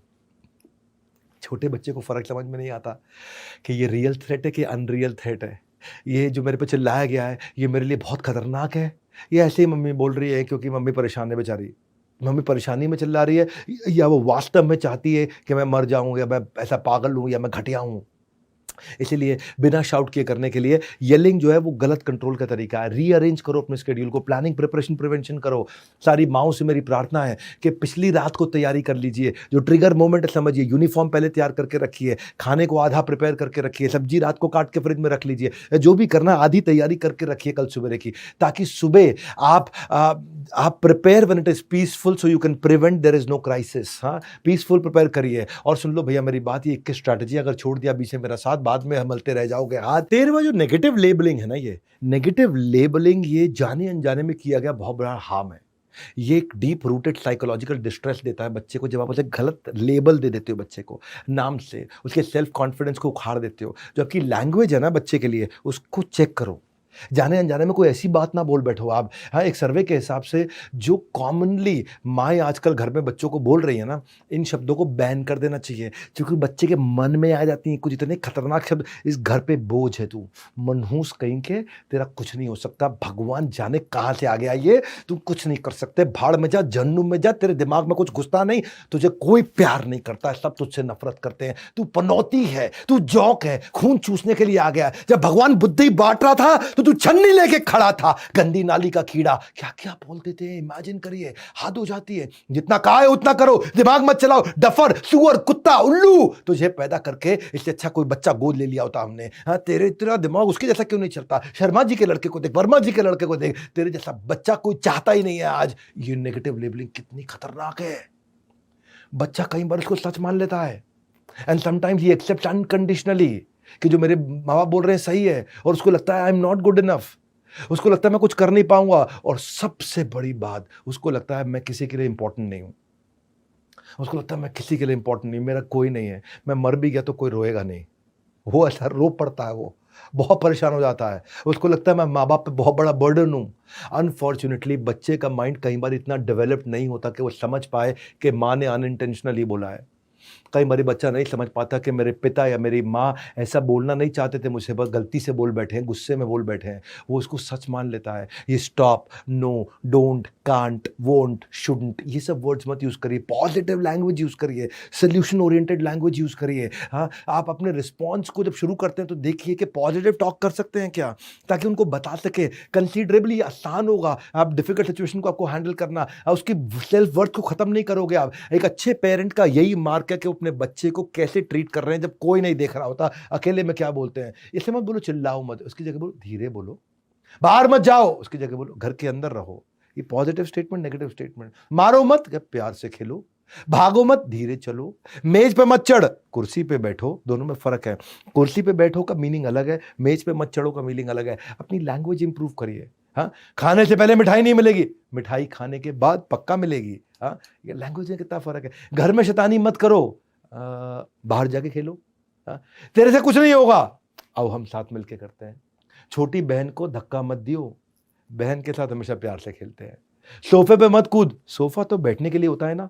लैंग्वेज बदलते ही गेम चेंज हो जाता है। हाँ, आप कैसे शब्दों का इस्तेमाल करते हो। नेगेटिव बात जो है ना वो दिमाग में रजिस्टर कर जाएगी गलत तरीके से, इसलिए नेगेटिव बात नहीं बोलते, हमेशा पॉजिटिव इंस्ट्रक्शन देते हैं माइंड को, नेगेटिव इंस्ट्रक्शन नहीं देते हैं। हाँ, ये बोलने की जगह कि मैं अभी तुमसे बात नहीं कर पाऊंगा, ये बोलिए मैं तुमसे 15 मिनट बाद बात करूंगा।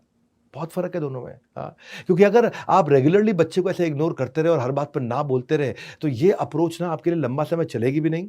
हाँ, ये तब चल सकता है जब उसने सॉकेट में उंगली डाल दी हो, तब बोल सकते हो आप, इमरजेंसी है, वो घर की ऊंची 10वीं मंजिल की छत की बालकनी पे जाके खड़ा हो गया है, तब आप बोल सकते हो क्योंकि वो इमरजेंसी है। अदरवाइज ये तरीका चलता नहीं है।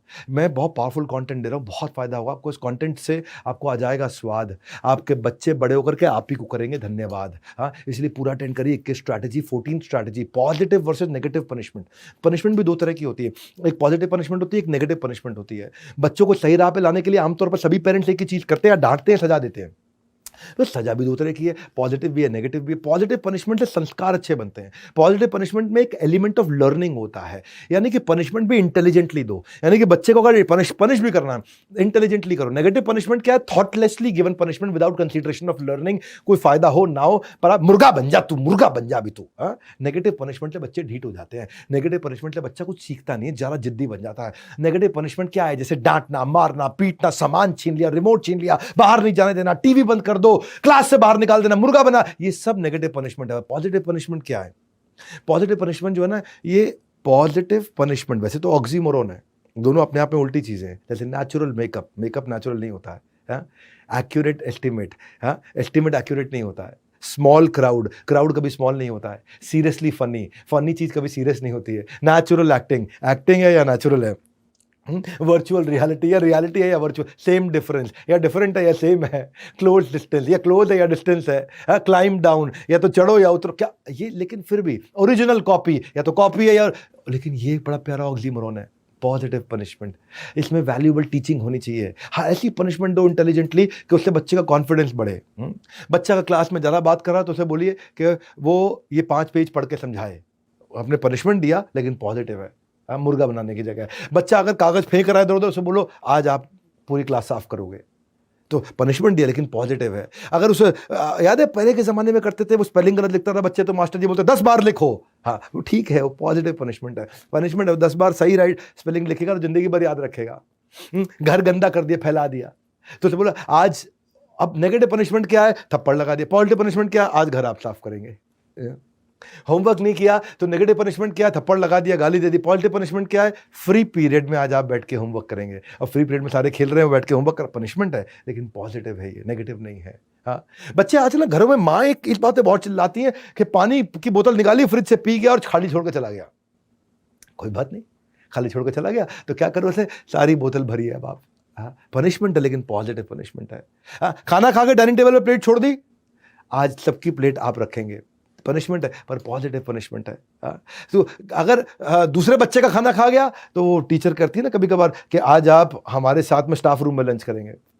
पॉजिटिव पनिशमेंट में आप अनडिजायरेबल बिहेवियर को कम कर रहे हैं लेकिन साथ में लर्निंग भी दे रहे हैं। नेगेटिव पनिशमेंट में आप केवल गाली दे रहे हैं, मार रहे हैं, धमका रहे हैं, हड़का रहे हैं, चिल्ला रहे हैं, बुरा भला बोल रहे हैं। उसको सिखाइए, हाँ आई डू यू सी, आप करेंगे फिर वो देखेगा आपके साथ। आज बिस्तरा गंदा कर दिया, आज बेड की चादर आप बिछाएंगे, आज अलमारी के कपड़े आप लगाएंगे साथ में, तो आप साथ में मिलकर के लगाइए। आप तो लगाने वाली थी, आप खुद तो अपना अलमारी लगाने वाली थी लेकिन आपने साथ में उसको लगा लिया, अब वो भी साथ में मिलकर लगा रहा है, सीख रहा है। फर्म बनिए, फेयर बनिए, फ्रेंडली बनिए। फर्म मतलब एकदम ऐसा सीधा बात करिए, फेयर मतलब ऐसा हार्श पनिशमेंट मत दीजिए, थोड़ी सी पनिशमेंट दीजिए, और फ्रेंडली मतलब बात इस टोन में, नॉन थ्रेटनिंग लैंग्वेज में, सॉफ्ट टोन में करिए कि वो आपके खिलाफ ना हो जाए बस कभी। एक बच्चे का भविष्य माता पिता की सोच पे निर्भर करता है, इसलिए हमेशा प्रोग्रेसिव माइंडसेट से सोचें।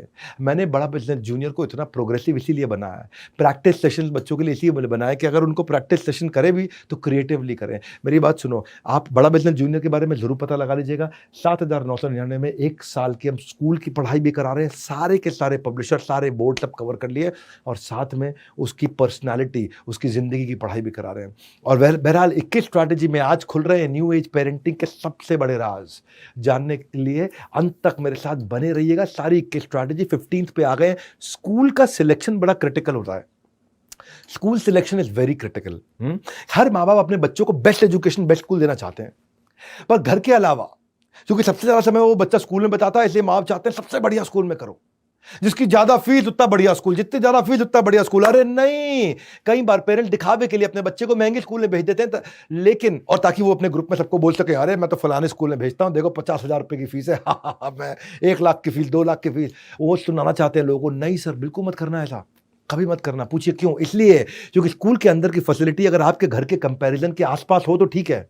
अगर स्कूल के अंदर की फैसिलिटी और वहां बच्चे बहुत महंगी महंगी फीस दे के आ रहे हैं, तो वहां के जो बच्चे हैं, अगर वहां की फैसिलिटी बहुत, बच्चे बहुत आगे एडवांस्ड हैं, तो उसको घर पे रह के अच्छा लगेगा ही नहीं। बच्चे को स्कूल अपनी क्षमता के अनुसार उसके बराबर या उसके आसपास का देना चाहिए, क्योंकि उस स्कूल में बच्चे हाई एंड गैजेट डिस्कस करेंगे, लग्जरी गाड़ियों का डिस्कशन करेंगे, एग्जॉटिक हॉलिडे लोकेशंस का डिस्कशन करेंगे, ब्रांडेड कपड़ों के ब्रांड्स की बातचीत करेंगे, जूतों के ब्रांड की बात करेंगे, एक्सपेंसिव गिफ्ट की बात करेंगे। और जब वो घर आकर के देखेगा और घर पे आकर के आपका घर का बुरा हाल देख करके फिर वो आपको ऐसा मानेगा कि मेरे माँ बाप किसी काम के नहीं है, माँ बाप ने कभी अपने जिंदगी में कुछ किया नहीं, बाप ने कुछ करके दिखाया नहीं, हम पे चिल्लाता रहता है।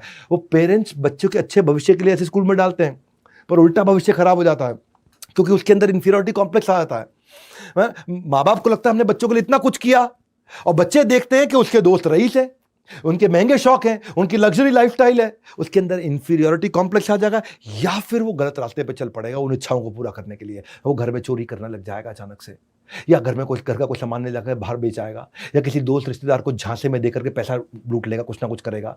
या तो वो इंफीरियरिटी कॉम्प्लेक्स में दब जाएगा, या फिर वो कोई गलत काम करेगा, वो सफेद झूठ बोलना शुरू कर देगा, फैमिली फंक्शन में जाने से कतराएगा, आपके साथ उठेगा बैठेगा नहीं, आपको गरीब समझने लग जाएगा। हाँ, आपको ऐसे समझेगा जब तुम्हारी औकात नहीं तो मुझे स्कूल में डाला क्यों, महंगे स्कूल में डालने से फिर, इसलिए इसकी कोई गारंटी नहीं है कि महंगे स्कूल में बच्चों को डाल के विकास होगा। और अगर इसको ढंग से चेक नहीं किया ना आपने, तो उसकी इंफीरियरिटी कॉम्प्लेक्स इतनी बढ़ सकती है कि उसको मेंटल हेल्थ इश्यूज होते हैं, क्योंकि वहाँ सब गाड़ियों पे आ रहे हैं, बच्चा आपका स्कूल की बस पे जा रहा है, वहाँ बच्चों के जूते भी स्कूल के ब्रांडेड होते हैं, नाइकी का जूता पहन के आता है, आप सिंपल जूता पहनाते हैं उसको, वहाँ वो घड़ी भी महंगी पहन करके आता है। तो ऐसे इंफीरियरिटी कॉम्प्लेक्स वाले बच्चों के पास बहुत बड़ा रिस्क होता है, उनको क्रोनिक डिप्रेशन में चले जाना और वर्थलेस फील करना। इंफीरियरिटी कॉम्प्लेक्स लॉन्ग टर्म में इमोशनल सोशल रिलेशनशिप पे बहुत इंपैक्ट लेकर के आता है। दूसरी चीज़, स्कूल नज़दीक रखो अपने घर के, बहुत दूर का स्कूल कभी मत लेना। कई बार अच्छे स्कूल के चक्कर में पेरेंट इतना दूर भेज देते हैं बच्चे को कि 1.5 घंटा सुबह जाने में, 1.5 घंटा आने में, क्योंकि बस तो देखो हर स्टॉप पे रुकेगी, अगले स्टॉप पे बस रुकते रुकते बहुत टाइम लगाती है। छोटा डिस्टेंस भी 45 मिनट 1 घंटे में कवर करती है, और अगर 1.5 घंटा आखिरी स्टॉप और पहला स्टॉप हो गया तो बच्चे की जिंदगी खराब। क्यों खराब? क्योंकि वो सारे मेधावी बच्चे जो स्कूल के पास में रहते थे ना, उनकी जिंदगी में आपके बच्चे के मुकाबले 3 घंटे ज्यादा हो जाते हैं। 1.5 घंटा सुबह, 1.5 घंटा शाम को। आपके बच्चे की जिंदगी से 1.5-3 घंटा डिलीट हो गया है, इवेपोरेट हो गया है, निकल गया है, खत्म हो गया, गायब हो गया है। उसके 3 घंटे उसकी जिंदगी में से खत्म कर दिया आपने, क्योंकि वो बस में 1.5 घंटा सुबह बैठा, बस में 1.5 घंटा दोपहर को बैठा, उसका ट्रैवलिंग टाइम खत्म करिए, आसपास लेकर के आइए। और फाइनली तीसरी चीज, स्कूल ऐसा होना चाहिए जिसमें एकेडमिक के साथ साथ एक्स्ट्रा करिकुलर एक्टिविटी पर ध्यान दिया जाता हो। स्कूल ऐसा हो जिसमें स्पोर्ट्स हो, ओवरऑल पर्सनालिटी डेवलपमेंट हो, कम्युनिकेशन, टैलेंट, ये सब हो। स्कूल ऐसा हो जहां पे इन सारी एक्टिविटीज को equal importance, sports, art, dance, music, drama, competition, olympiad, seminar, इन सब पे ध्यान दिया जाए। मैं इसीलिए सारी एडटेक कंपनी केवल एग्जाम पे ध्यान दे रही थी। मैं केवल बड़ा बिजनेस जूनियर है, किसी एडटेक कंपनी है जो एग्जाम के बाद भी है। आज हम अफोर्डेबल है, अवेलेबल है, एक्सेसिबल है, डंके की चोट पे बोलते हैं। 7,999 में जो हमने लॉन्च प्राइस दिया, किसी में हिम्मत नहीं है, क्योंकि पड़े हो किस चक्कर में, कोई नहीं है टक्कर में। हम इतना अफोर्डेबल लेकर के आए, इतना अवेलेबल लेकर के आए हैं। हम Tier 3, Tier 4 सब हिंदी भाषा में, और इसलिए हम multiple device, multiple operating system का लॉग इन, एंड्रॉइड पे भी है, मोबाइल पे भी है, टैबलेट पे भी है, विंडो पे भी है, लैपटॉप पे भी है, डेस्कटॉप पे कमिंग सून, आपके लिए गेम चेंज कर दिया। और सुनो मेरी बात, सुनो भैया, एक बात और, कॉपी पेन लेकर के बैठिए, अंत तक लिख लेना एक एक बात, यही होगा, यही रहेगा आपके जिंदगी भर आपके साथ। 16वीं स्ट्रैटेजी, पेट्रोल की गाड़ी में डीजल नहीं डालते। क्या बोला स्ट्रैटेजी, कमाल की। सबको पता है पेट्रोल की गाड़ी में डीजल नहीं डालते, फिर अपने बच्चे के साथ गलत क्यों कर रहे हो आप? बच्चा अगर पेट्रोल की गाड़ी है तो उसमें डीजल क्यों डाल रहे हो? इंजन सीज हो जाएगा। जैसा बच्चा उसको वैसा एक्सेप्ट करो। हाँ, कोई बच्चे इंट्रोवर्ट है, कुछ एक्सट्रोवर्ट है, कुछ शाय है, कुछ टॉकेटिव है। कैसे किया जाए? इंट्रोवर्ट बच्चे को पहले खिलौने के साथ बात करना सिखाया जाता है, उसको पिच द पिक्चर सिखाया जाता है, उसको कहानी बोलना सिखाया जाता है। देखो, बच्चे 3 प्रकार के होते हैं। पहले आप समझते हैं, एक होता है विजुअल लर्नर्स, को बोलते हैं वैक, विजुअल, ऑडिटरी, काइनेस्थेटिक। हर बच्चा अलग है। ये सुनो, बहुत काम का टॉपिक बता रहा हूं, मेरे को बहुत बाद में पता चला था अपने बारे में।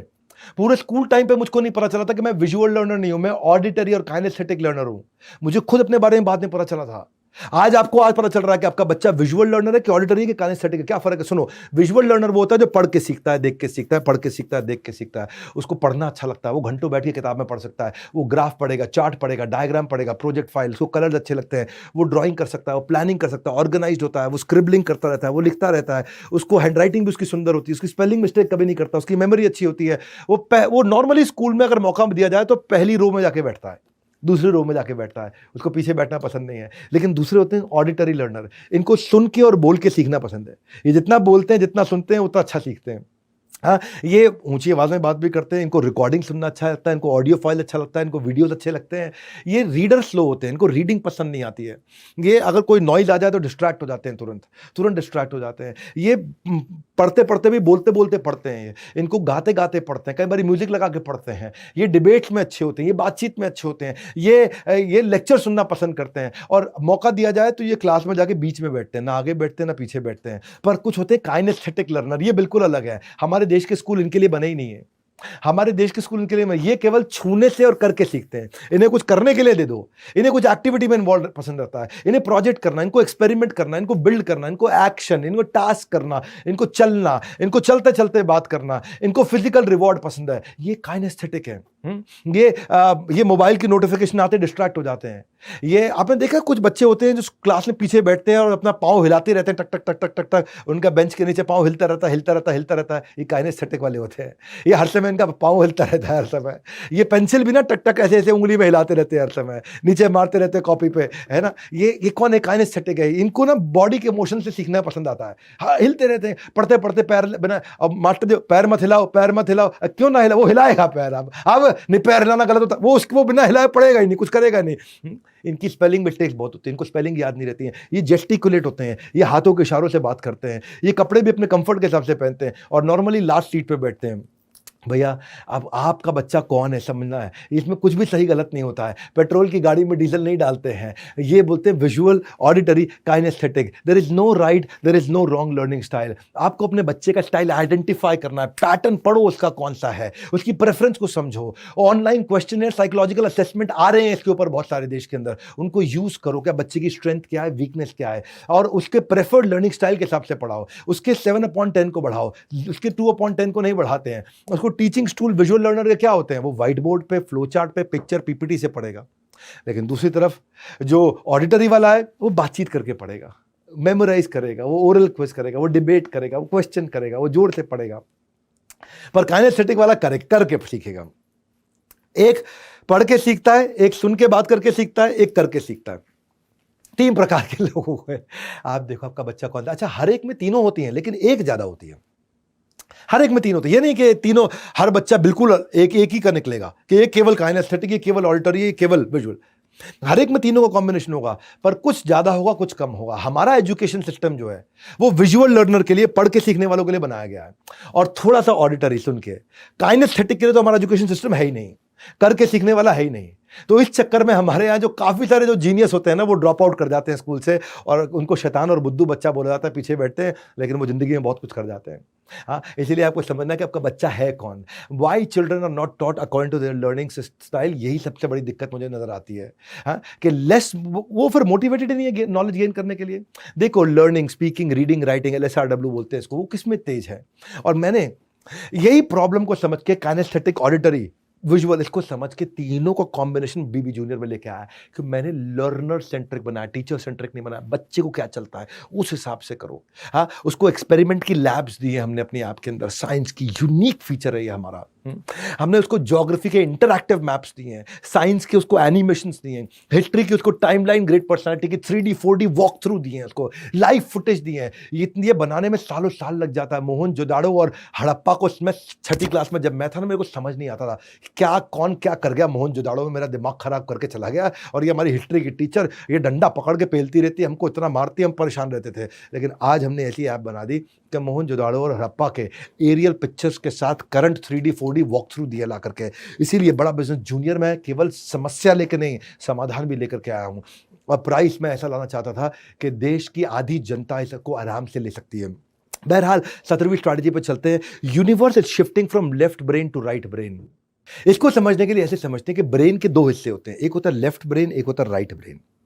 लेफ्ट ब्रेन जो होता है उसमें logic, mathematics, problem, account, finance, fact analysis आता है। और एक होता है राइट ब्रेन। राइट ब्रेन में visual, intuitive, imagination, holistic thinking, art, drama, music, rhythm, feeling, visualisation, day dreaming, वो सब आता है। यानी कि राइट ब्रेन अलग तरीके से काम करता है, लेफ्ट ब्रेन अलग तरीके से काम करता है। ये सबको पता है बात, ये प्रूवन टेस्टेड है, सबको पता है। लेकिन रीसेंट डेटा से समझ में आया। देखो अब, अच्छा इसको ऐसे समझो कि अगर किसी भी इंसान को, मैं एक आपको क्वेश्चन देता हूं, किसी भी इंसान को उसने 15 दिन पहले डेटा सुनाऊं कि ये डेटा ऐसा था, उसको वो डेटा याद रहेगा या 15 साल पहले उसने गाना सुना हो। हाँ, कहो ना प्यार है, ये गाना 15 साल पहले आया था, 15 से थोड़ा ज़्यादा उसी के समय आसपास आया होगा। हाँ, ऐसे बोलते बोलते मुझे यही एग्जाम्पल याद आ रहा है इसी गाने का। कि तो अब वो ऋतिक रोशन का गाना था कहो ना, वो गाना ज़्यादा याद होगा या 15 दिन पुराना डेटा याद होगा? 15 साल छोड़ दो भाई साहब, 50 साल पुराना गाना भी याद रहेगा लोगों को। चौदहवीं का चांद हो या आफताब हो, जो भी हो तुम, खुदा की कसम लाजवाब हो। लोगों को गाना याद रहता है, डेटा भूल जाते हैं। क्यों?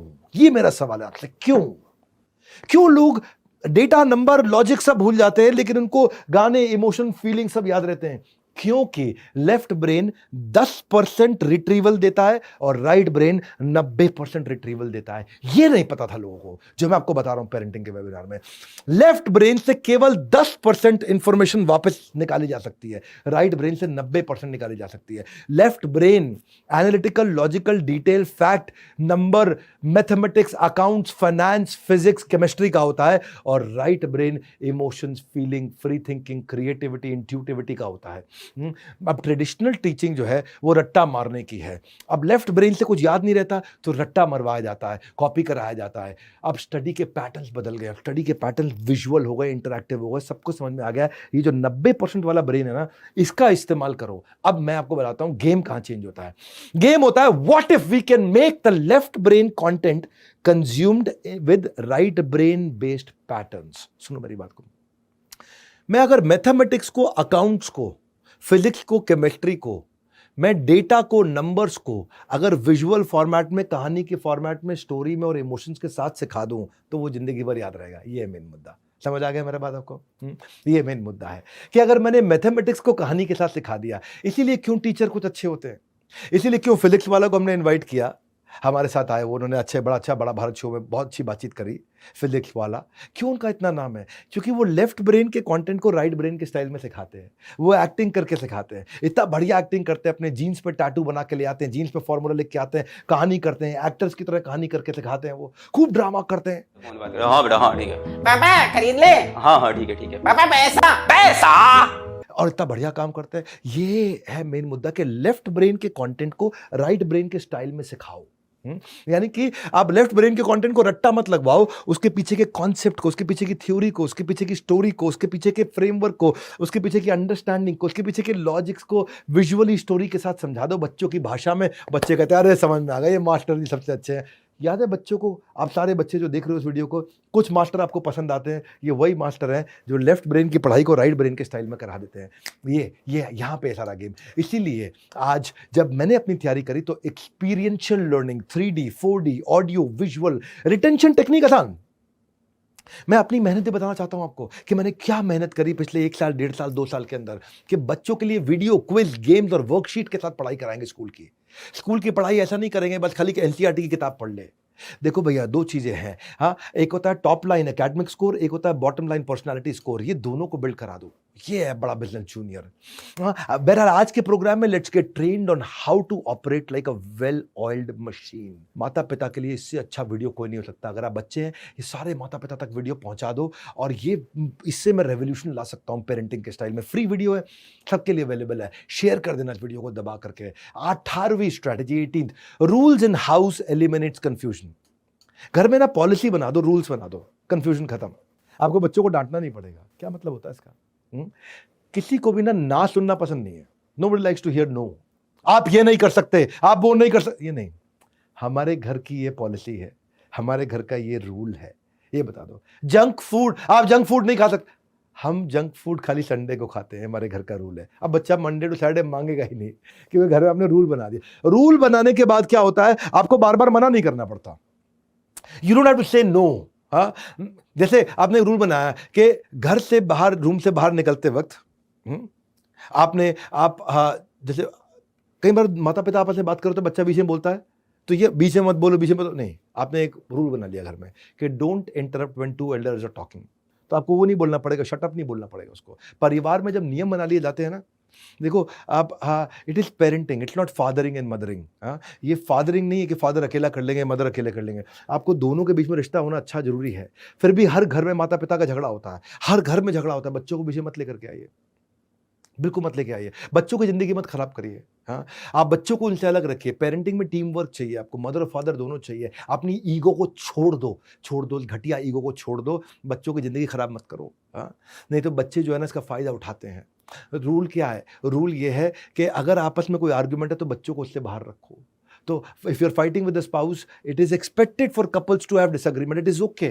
सब जगह कलह का संसार है, कलयुग है जहाँ कलह का युग है, परंतु रूल बनाइए। हाँ, और बच्चों को जब रूल मिल जाता है तो फिर वो रूल फॉलो करते हैं, आपको उनको रोज इंस्ट्रक्शन नहीं देना पड़ता। हाँ, जैसे कि कुछ रूल नॉन नेगोशिएबल आप बना सकते हो। हाँ, कि घर का दरवाजा ये चेक करे बिना नहीं खोलना है कि बाहर कौन है, ये रूल बना दिया आपने। सड़क क्रॉस करते हुए लेफ्ट राइट लेफ्ट दोनों जगह देखना है, ये आपने रूल बना दिया।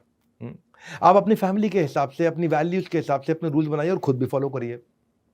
किसी भी कमरे में जाना नॉक करके जाना, ये रूल बना दिया आपने। इस घर में सबकी रिस्पेक्ट करनी, चाहे नौकर है, दादा है, पिता है, माता है, कोई भी है।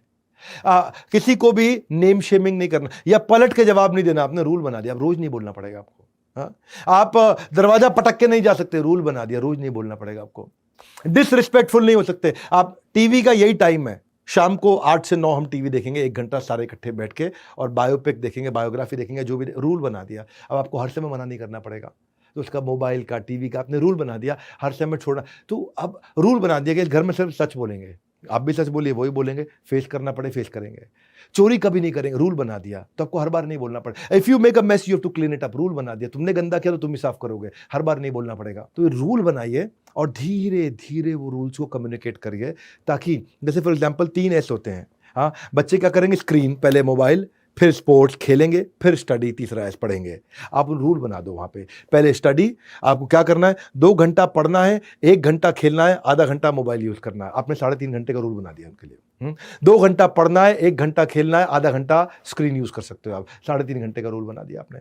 अब ये रूल फॉलो करेगा बच्चा, हर रोज नहीं बोलना पड़ेगा आपको। तो आपको अगर घर में रूल्स बन जाते हैं ना, तो जिंदगी आसान हो जाती है, और फिर वो रूटीन्स को भी फॉलो करते हैं। इसके लिए आप एक जार मेथड भी यूज कर सकते हो, बड़ा अच्छा मेथड होता है जार मेथड। घर में 2 जार ले आओ बढ़िया से, 2 जार लेकर के एक पे लिख दो पेरेंट्स और एक पे लिख दो बच्चे का नाम, सोनू मोनू जो भी है, बच्चे का नाम लिख दो, और एक पे पेरेंट्स लिख दिया अपने, फादर मदर, ठीक है, जो भी है। और बच्चे को कह दो अगर आपने रूल फॉलो किया तो उसमें 10 रुपए जाएगा, रूल टूटा तो उसमें से निकल के माता पिता के जार में चला जाएगा। हाँ, अगर इफ किड बिहेव इनअप्रोप्रिएटली, उसमें से 10 रुपए निकलेगा और वो आ जाएगा जो है पापा के जार में। और अगर बच्चे ने अच्छे से बिहेव किया, रूल फॉलो किया, तो पापा के जार से 10 रुपए निकल के सोनू मोनू के जार में आ जाएगा। है तो एंड ऑफ द वीक, 1 हफ्ते के बाद उसको कुछ पैसे इकट्ठे हो जाएंगे, जिसको वो खर्च कर सकता है आपकी संरक्षण में, आपकी गाइडेंस के अंदर, वो आराम से खर्च कर सकता है। तो उसके पास एक मोटिवेशन भी रहता है। हाउस के रूल्स कॉम्प्लिकेटेड मत रखिएगा कभी भी, ईजी रूल्स बनाइएगा। और ईजी रूल्स बनाएंगे तो आप उनको ट्रैक कर पाएंगे और प्रैक्टिस करा पाएंगे। मैंने सोचा कि बच्चे को मैं अगर बड़ा बिजनेस जूनियर दूंगा तो मैंने कैसे काम कर सकता हूँ, मैं कैसे रूल्स बनाऊँ, रूल्स माता पिता चेक कर पाएंगे बच्चा पढ़ रहा है कि नहीं पढ़ रहा है। तो मैंने एक परफॉर्मेंस ट्रैकिंग सिस्टम ला दिया अपनी ऐप में, बड़ा बिजनेस जूनियर में, कि अब उसकी परफॉर्मेंस को भी ट्रैक कर सकते हैं माता पिता। हाँ, रूल है कि अगर आपको 2 घंटा पढ़ना है तो बच्चा पढ़ रहा है कि नहीं पढ़ रहा, तो वो मोबाइल में जब उसने पूरा वीडियो देख लिया और टेस्ट अपीयर कर लिया तो उसमें ब्लू टिक आ जाएगा। तो पापा को पता चल जाएगा, पापा को नोटिफिकेशन आता है कि बच्चा पढ़ रहा है। उसकी लाइव मॉनिटरिंग कर सकते हैं कंटेंट कंजम्पशन की। ऐसा ना हो कि आपने उसको बीबी जूनियर का ऐप लाके दे दिया मोबाइल पे और वो लगा अपना फ्री फायर खेलने में, और दूसरी जो आजकल गेम आती है वो गोली चलाने वाली और भी गेम आती हैं, वो सब अपना खेलने में लगा है। आपको पता नहीं चल रहा कि पढ़ रहा है कि खेल रहा है। लेकिन हमने ऐसा सिस्टम बना दिया कि बच्चा अगर नहीं पढ़ रहा है तो आपको पता चल जाएगा नहीं पढ़ रहा है, और पढ़ रहा है तो आपको पता चल जाएगा कितना पढ़ा है उसने। तो हमने, आप उसको प्रैक्टिस करा सकते हो। यही है बेसिकली, ओलंपियाड के क्वेश्चन सॉल्व किए नहीं किए उसने, वो सेल्फ स्टडी कितनी कर रहा है, पेन पेपर प्रैक्टिस कितनी कर रहा है, ग्रास्प कितनी कर रहा है। तो हमारे बड़ा बिजनेस जूनियर है, माता पिता को रिपोर्ट मिल जाती है, उसने की पॉइंट, चैप्टर हाइलाइट्स, की टर्म्स उसने पढ़े नहीं पढ़े हैं, नोट्स उसने पढ़े नहीं पढ़े हैं, उसने प्रैक्टिस सेशन अपीयर करे नहीं करे हैं। फर्स्ट क्लास से लेकर 10th स्टैंडर्ड तक हमने ओलंपियाड के मैथ्स और साइंस दोनों के प्रैक्टिस सेशन ला करके दिए। लोग ओलंपियाड में केवल मैथ्स कवर करते हैं, हमने बीबी जूनियर में साइंस भी कवर कर दिया है। अब बच्चे ने प्रैक्टिस किया है कि नहीं किया है, पढ़ा है कि नहीं पढ़ा है, माता पिता को रिपोर्ट मिल जाती है। आपने रूल बना दिया तो पढ़ेगा ही पढ़ेगा। और सुन लो मेरी बात भैया, आंख नाक मुंह सब खोल के बैठिए, नजर ना हटे एक भी बार, लगने वाली है सभी बच्चों की नैया पार।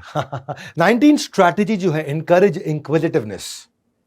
सवाल बच्चों के मन में बहुत होते हैं और कैसे आप उससे उनकी ग्रोथ पे उनको लेके जा सकते हो। जिंदगी में उत्तर सही तभी मिलेगा जब प्रश्न ठीक हो, और बच्चों को सही प्रश्न पूछना आ गया और आपने सही उत्तर देने शुरू कर दिए। पॉजिटिव सोल्यूशन ओरिएंटेड क्वेश्चन, आप पूछो वो जवाब दे, वो पूछे आप जवाब दो, आप पूछो वो जवाब दे, वो पूछो आप जवाब दे, वहीं से बच्चा बिल्ड होता है। और डायरेक्शन ठीक दे दो क्वेश्चन की। For young children quite literally seeking explanation, वो उनके लिए डीप रूटेड डिजायर होती है। जितनी उनको खाने की जरूरत है, पीने की जरूरत है, उतनी उनको सवालों के आंसर की जरूरत होती है। जितनी उनको भूख होती है ना खाने की, उतनी ज्यादा जरूरत होती है कि उनको उनके कोई क्वेश्चन का आंसर दे दे। बच्चे का ब्रेन और ऐसे डिजाइन होता है कि वो सब इंफॉर्मेशन एब्जॉर्ब कर सकता है। जितनी ज्यादा आप इंफॉर्मेशन दे दे सब एब्जॉर्ब कर लेगा। आपको मालूम नहीं है, साइंस ने प्रूव किया है। पर आयरनी क्या है, बच्चों को डिस्करेज कर दिया जाता है। बेकार का सवाल मत पूछ, एक फालतू सवाल मत पूछ।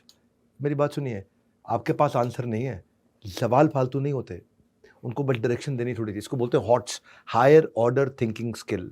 Hots, HOTS, higher order thinking skill. और वो क्वेश्चन पूछना ना बच्चे के IQ को दर्शाता है, कितना अच्छा IQ है इसका। आप उसके IQ का पूरा फायदा उठा सकते हो, क्योंकि ये प्रूव कर रहा है कि वो अलग अलग एंगल से एक चीज को समझने की कोशिश कर रहा है। अगर उसके मन में सवाल आ रहे हैं तो बच्चों के साथ टाइम स्पेंड करिए सवाल जवाब पे। ये उनको नई डिस्कवरीज में, उनको डिसीजन मेकिंग को पॉलिश करने में उनको जिंदगी भर मदद करता है। एक बच्चों के जो सवाल होते हैं वो जब वो नॉलेज को प्रोसेस करने में आपके उत्तर से उसको बहुत मदद मिलती है। वो इन गैप्स को खत्म करके अपनी सेल्फ एस्टीम को बड़ा कर पाता है। और अगर बच्चों ने सवाल पूछना बंद कर दिया ना, वो इसलिए बंद कर दिया क्योंकि फियर ऑफ जजमेंट है। उनके सवालों पे उनको डांटा गया है, उनको उनके सवालों पे नीचा दिखाया गया है। इसलिए उनको कभी जज मत करिए, रिडिक्यूल मत करिए, बिल्कुल भी। कोई सवाल पूछे वो बात करिए। आपको पता है एक साइंस के सर्वे के हिसाब से चाइल्ड साइकोलॉजी में क्या बताया गया है कि कौन से बच्चे को आप बताया गया कि वो बहुत अच्छा बिल्ड होगा? वो बच्चा जिसके एक दिन में एवरेज 73 क्वेश्चंस का आंसर दिया हो माँ बाप ने। इम्पॉसिबल लग रहा है ना आपको? 73 के आप 3 क्वेश्चन का आंसर नहीं देते। लेकिन ऐसा बताया गया है कि वो बच्चा अनप्रेसिडेंटेड ग्रोथ दिखाएगा सबके मुकाबले, जिसके एक दिन के अंदर 24 घंटे में 73 प्रश्नों का उत्तर दिया जा रहा हो। ये स्टडी बता रही है। This is called parenting boss, this is called parenting. जो कंटेंट दे रहा हूं ना, कहीं मिलेगा नहीं आपको, इंटरनेट के यूनिवर्स पे अवेलेबल नहीं है ये। रिवॉर्ड करो बच्चे को उसके क्वेश्चन पे, उसको बोलो क्या बड़ा great question you asked, I am glad you asked this question, a very good question, ओ शाबाश, ओ क्या पूछ रहे हो, क्या बात पूछी यार, ओ मजा आ गया। ये करो तो बच्चा और पूछेगा तो और आप इन्वॉल्व हो, थोड़ा टाइम देना पड़ेगा। 4 प्रकार के पेरेंट होते हैं, अथॉरिटेरियन, परमिसिव के अलावा होते हैं डेमोक्रेटिक और नेग्लेक्टफुल। 4 प्रकार के पेरेंट्स होते हैं, याद रखिएगा हमेशा भैया। अथॉरिटेरियन कौन से हैं? जैसा बोला वैसा करो, बहस मत करो। अगर बच्चों के भविष्य को उज्जवल बनाना ना, तो तानाशाही की प्रवृत्ति खत्म कर दो बच्चों के साथ में। अथॉरिटेरियन, अथॉरिटी, जो बोला है वो करो। परमिसिव, ये बेकार पेरेंट है, ठीक है, जो करना है करो। परमिसिव, जो करना है करो। बच्चों की मेमोरी में रहना ना कल को, तो आज उनकी जिंदगी में रहना पड़ेगा आपको। अगर आप चाहते हो कि बच्चे आपको याद करें आपके बुढ़ापे में, तो आज आप उनको याद करो अपनी जवानी में। और तीसरे होते हैं डेमोक्रेटिक, अप्रिशिएटिव। ये बहुत बढ़िया पेरेंट है। ये डेमोक्रेटिक, मिल बांट के बच्चों की सुनते हैं, बच्चों को सुनाते हैं, मिल बांट के रिश्ता बनाते हैं। कदम कदम पर बच्चों का आत्मविश्वास बढ़ाओगे तो आप दुनिया के सर्वश्रेष्ठ माता पिता कहलाओगे।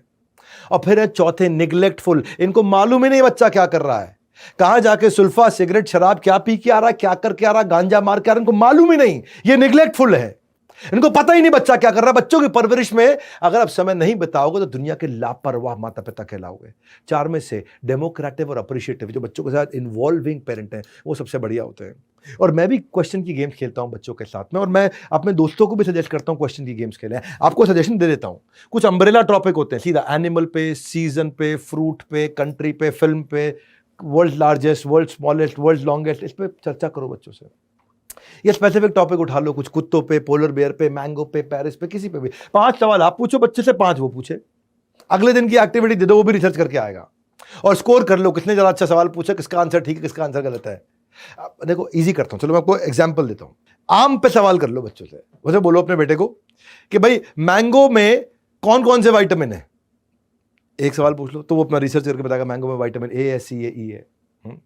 या मैंगो से क्या 5 चीजें बन सकती हैं, तो वो अपना सोच के बताया। मैंगो से आम का अचार बन सकता है, आम के जैम बन सकता है, आम की चटनी बन सकती है, आम का पापड़ बन सकता है, अमचूर का पाउडर बन सकता है, आम रस बन सकता है।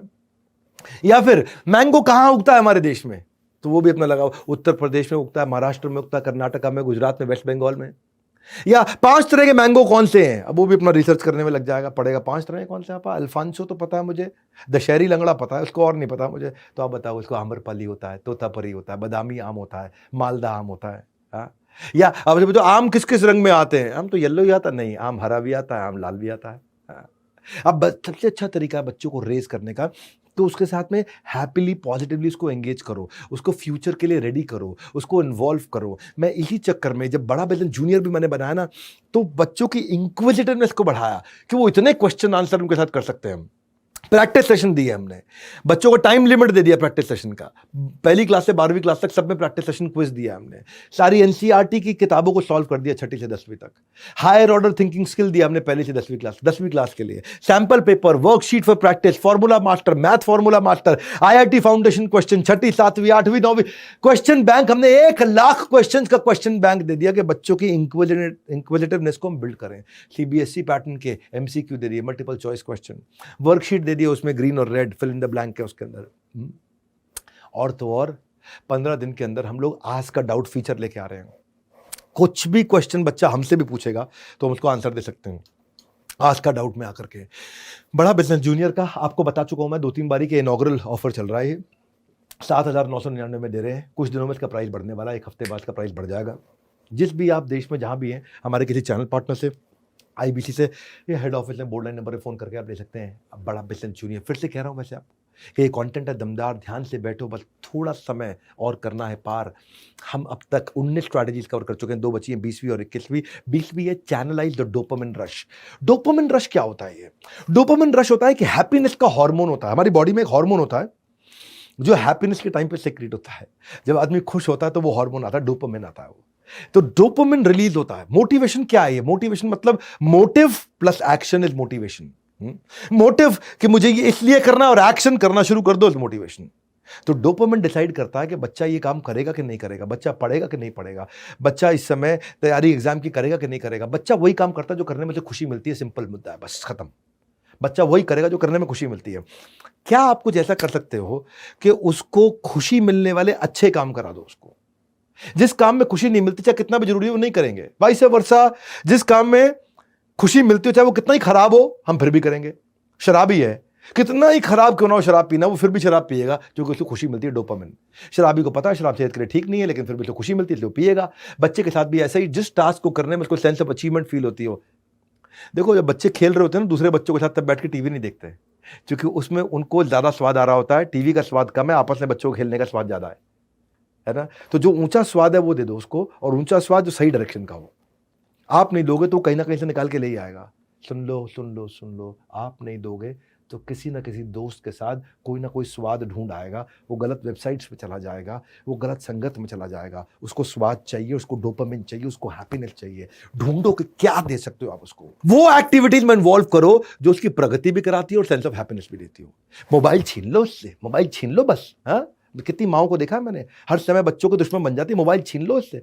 मैं बोल रहा हूँ इसी मोबाइल में उसको पॉजिटिव डोपामिन दे सकते हैं हम।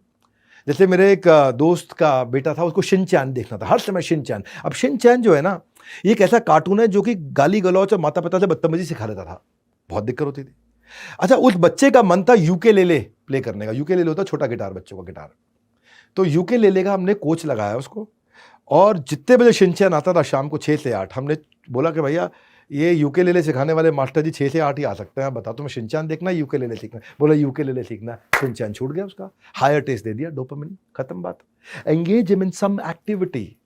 उससे छीनना नहीं है, उसको कुछ और पकड़ाना है। ये मेरा मेन मुद्दा है। चाहे वो स्पोर्ट्स में हो, म्यूजिक में हो, गाने में हो, डांस में हो, आर्ट एंड क्राफ्ट में हो, हाउस होल्ड कोर्स के अंदर हो, उसको कोई planting, gardening, playing, mindful act कुछ तो कराओगे आप। छीनना नहीं है, देना है। यही कृष्ण ने सिखाया गीता के अंदर। विषयाविनी वर्तन्ते निराहार सिद्धे हिनम रसवर्जम रसोपस्य परम दृष्टवा निवर्तते। When you give a higher taste he will discard the lower one. एक आदमी को होंडा सिटी और मारुति ऑल्टो दोनों दे दो तो वो होंडा सिटी ले लेगा, ऑल्टो छोड़ देगा। समझ में आ रही मेरी बात? आप अगर उसको होंडा सिटी और मर्सिडीज दे दो तो मर्सिडीज ले लेगा, होंडा सिटी छोड़ देगा। हायर टेस्ट को आदमी पकड़ता है, लोअर को छोड़ देता है। वही मेन मुद्दा है। हायर टेस्ट उसको काम का ऐसा कैसे दें। हाँ, और गेमिंग का डिसऑर्डर हो जाता है, और इतने भयंकर डिसऑर्डर होते हैं गेमिंग के। WHO कहता है गेमिंग डिसऑर्डर में 2018 का उसका एक वर्जन है, मेडिकल रेफरेंस बुक ICD में आता है, कि अगर बच्चा बिल्कुल गेम नहीं छोड़ पा रहा है, बहुत एग्रेसिव हो गया है, उसको नींद के अंदर भी गेम याद आ रहा है और स्कूल के अंदर भी छोड़ के भाग जाता है और डिस्पाइट सारी प्रॉब्लम के वो गेम खेलता है और आपकी थप्पड़ खाने के बाद भी खेलता है, छुप के भी खेलता है, बाथरूम में जाके खेलता है, हर समय खेलता है, अब उसको थेरेपिस्ट की जरूरत पड़ने लग गई है क्योंकि आपने उसको रिप्लेस नहीं किया। छीनना नहीं है, रिप्लेस करना है, डोपामिन देना है उसको, वो चीज दो जिसमें उसको एक्साइटमेंट बिल्ड हो। हाँ, passion oriented content, TV mobile remote छीनने की बात नहीं कर रहा हूं, पैशन ओरिएंटेड कंटेंट दे दो उसको जिसमें उसका पैशन, उसके स्किल को पहचानो। हमने ये जब हमने प्रॉब्लम देखी कि बच्चे पढ़ना नहीं चाहते हैं तो हमने 10,000 गेम्स डाली हैं बड़ा बिजनेस जूनियर में। देखा जब बच्चे नहीं खेलना चाह रहे, पढ़ना नहीं चाह रहे तो ब्रेन जिम डाल दिया, ब्रेन जिम हमने बीबी जूनियर में। जब बच्चों की 10,000 गेम्स डाल दी जो कि पढ़ाई की गेम्स हैं, तो माता पिता भी सबने बीबी जूनियर लेना शुरू कर दिया और बोला बच्चे इस पे गेम खेल लो, आप बीबी जूनियर पे खेल लो। इंटरनेट बंद कर दिया उनका, तो उसमें ऑफलाइन खेल लेता है वो। न्यू एज पेरेंटिंग टिक, अगर आप सारी टेक्निक सीख ली तो सारे दिमाग के जो है ना कपाट खुल जाएंगे। और ऐसे नहीं बोलता हूँ उसको, ऐसे बोलता हूँ दिमाग के खुल जाएंगे कपाट, बच्चों के बीच में हमेशा रहोगे सम्राट। दिमाग के खुल जाएंगे कपाट, बच्चों के बीच में आप रहोगे सम्राट। आखिरी स्ट्रैटेजी 21वीं, टीच देम बजटिंग। बच्चों को ना कहते हैं कि बचपन में जो आदत डल जाए ना वो जीवन भर रहती है, तो क्यों ना बच्चों को छोटी उम्र से ही पैसों को बचाने के गुण सिखाए जाएं, बजटिंग सिखा दें, मनी मैनेजमेंट सिखाएं। माता पिता का सबसे अहम रोल होता है इसमें। अगर बच्चों को शुरुआत से ही अपने पैसों की अहमियत के बारे में समझाया तो उनको फाइनेंशियल प्लानिंग और बजटिंग सीख जाते हैं वो।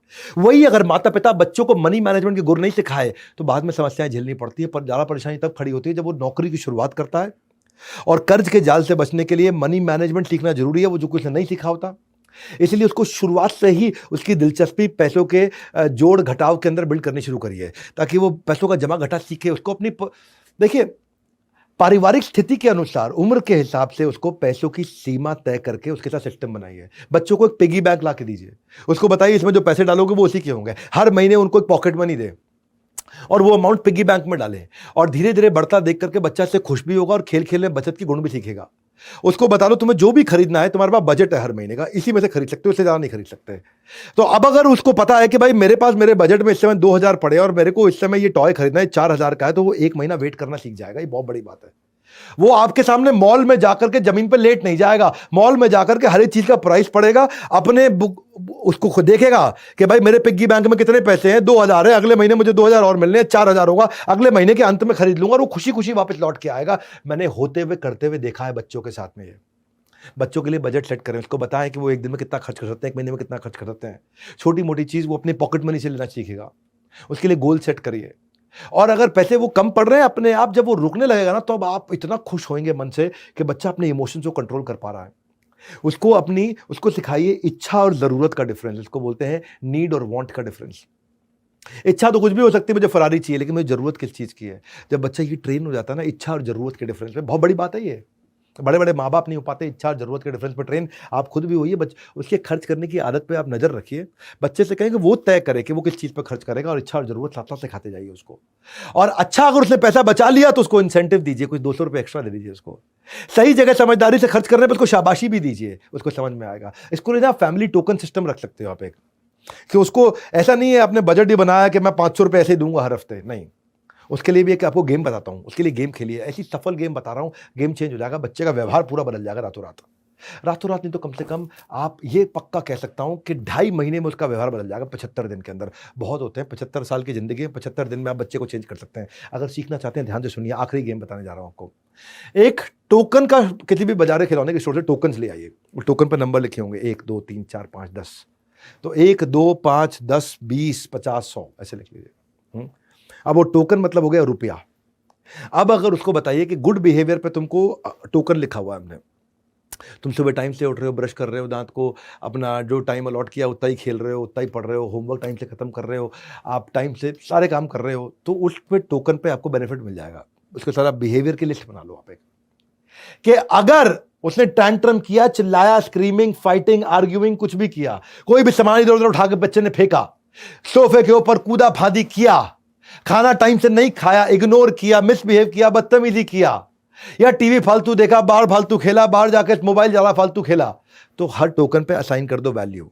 और कैसे कराओ उसको कि भाई अगर तुम सुबह टाइम से उठोगे तो 2 रुपए का टोकन तुम्हारे डब्बे में गया, ब्रश तो मैं टाइम से रात को सोने से पहले भी ब्रश किया, 2 रुपए का टोकन गया। पापा मम्मी की मदद करी, 5 रुपए का टोकन गया। होमवर्क टाइम से किया, 5 रुपए गया। थैंक यू बोला, 5 रुपए गया। आपने स्लीप ऑन टाइम किया, 2 रुपए गया। ईटिंग मील्स ऑन टाइम किया, 7 रुपए गया, 5 रुपए गया, डिपेंडिंग ऑन जो आप वो टोकन उसके डब्बे में डालते जाओ। ऐसे बजट मत बनाओ, उससे उसके बिहेवियर बदलेंगे। लेकिन अगर तुमने टैंट्रम किया, उसमें 2 रुपए निकल गया। तुमने अगर सामान फेंका, 5 रुपए निकल गया। तुम चिल्लाए, उसमें से 5 रुपए निकल गया। आर्ग्यू किया, 5 रुपए निकल गया। मिसबिहेव किया, 10 रुपए निकल गया। ओबे नहीं किया लोगों को, आपने किसी को गाली दिया, थूका, किसी पे हाथ उठाया, अपनी छोटी बहन को मारा, 10 रुपए निकल गया। उससे क्या होगा?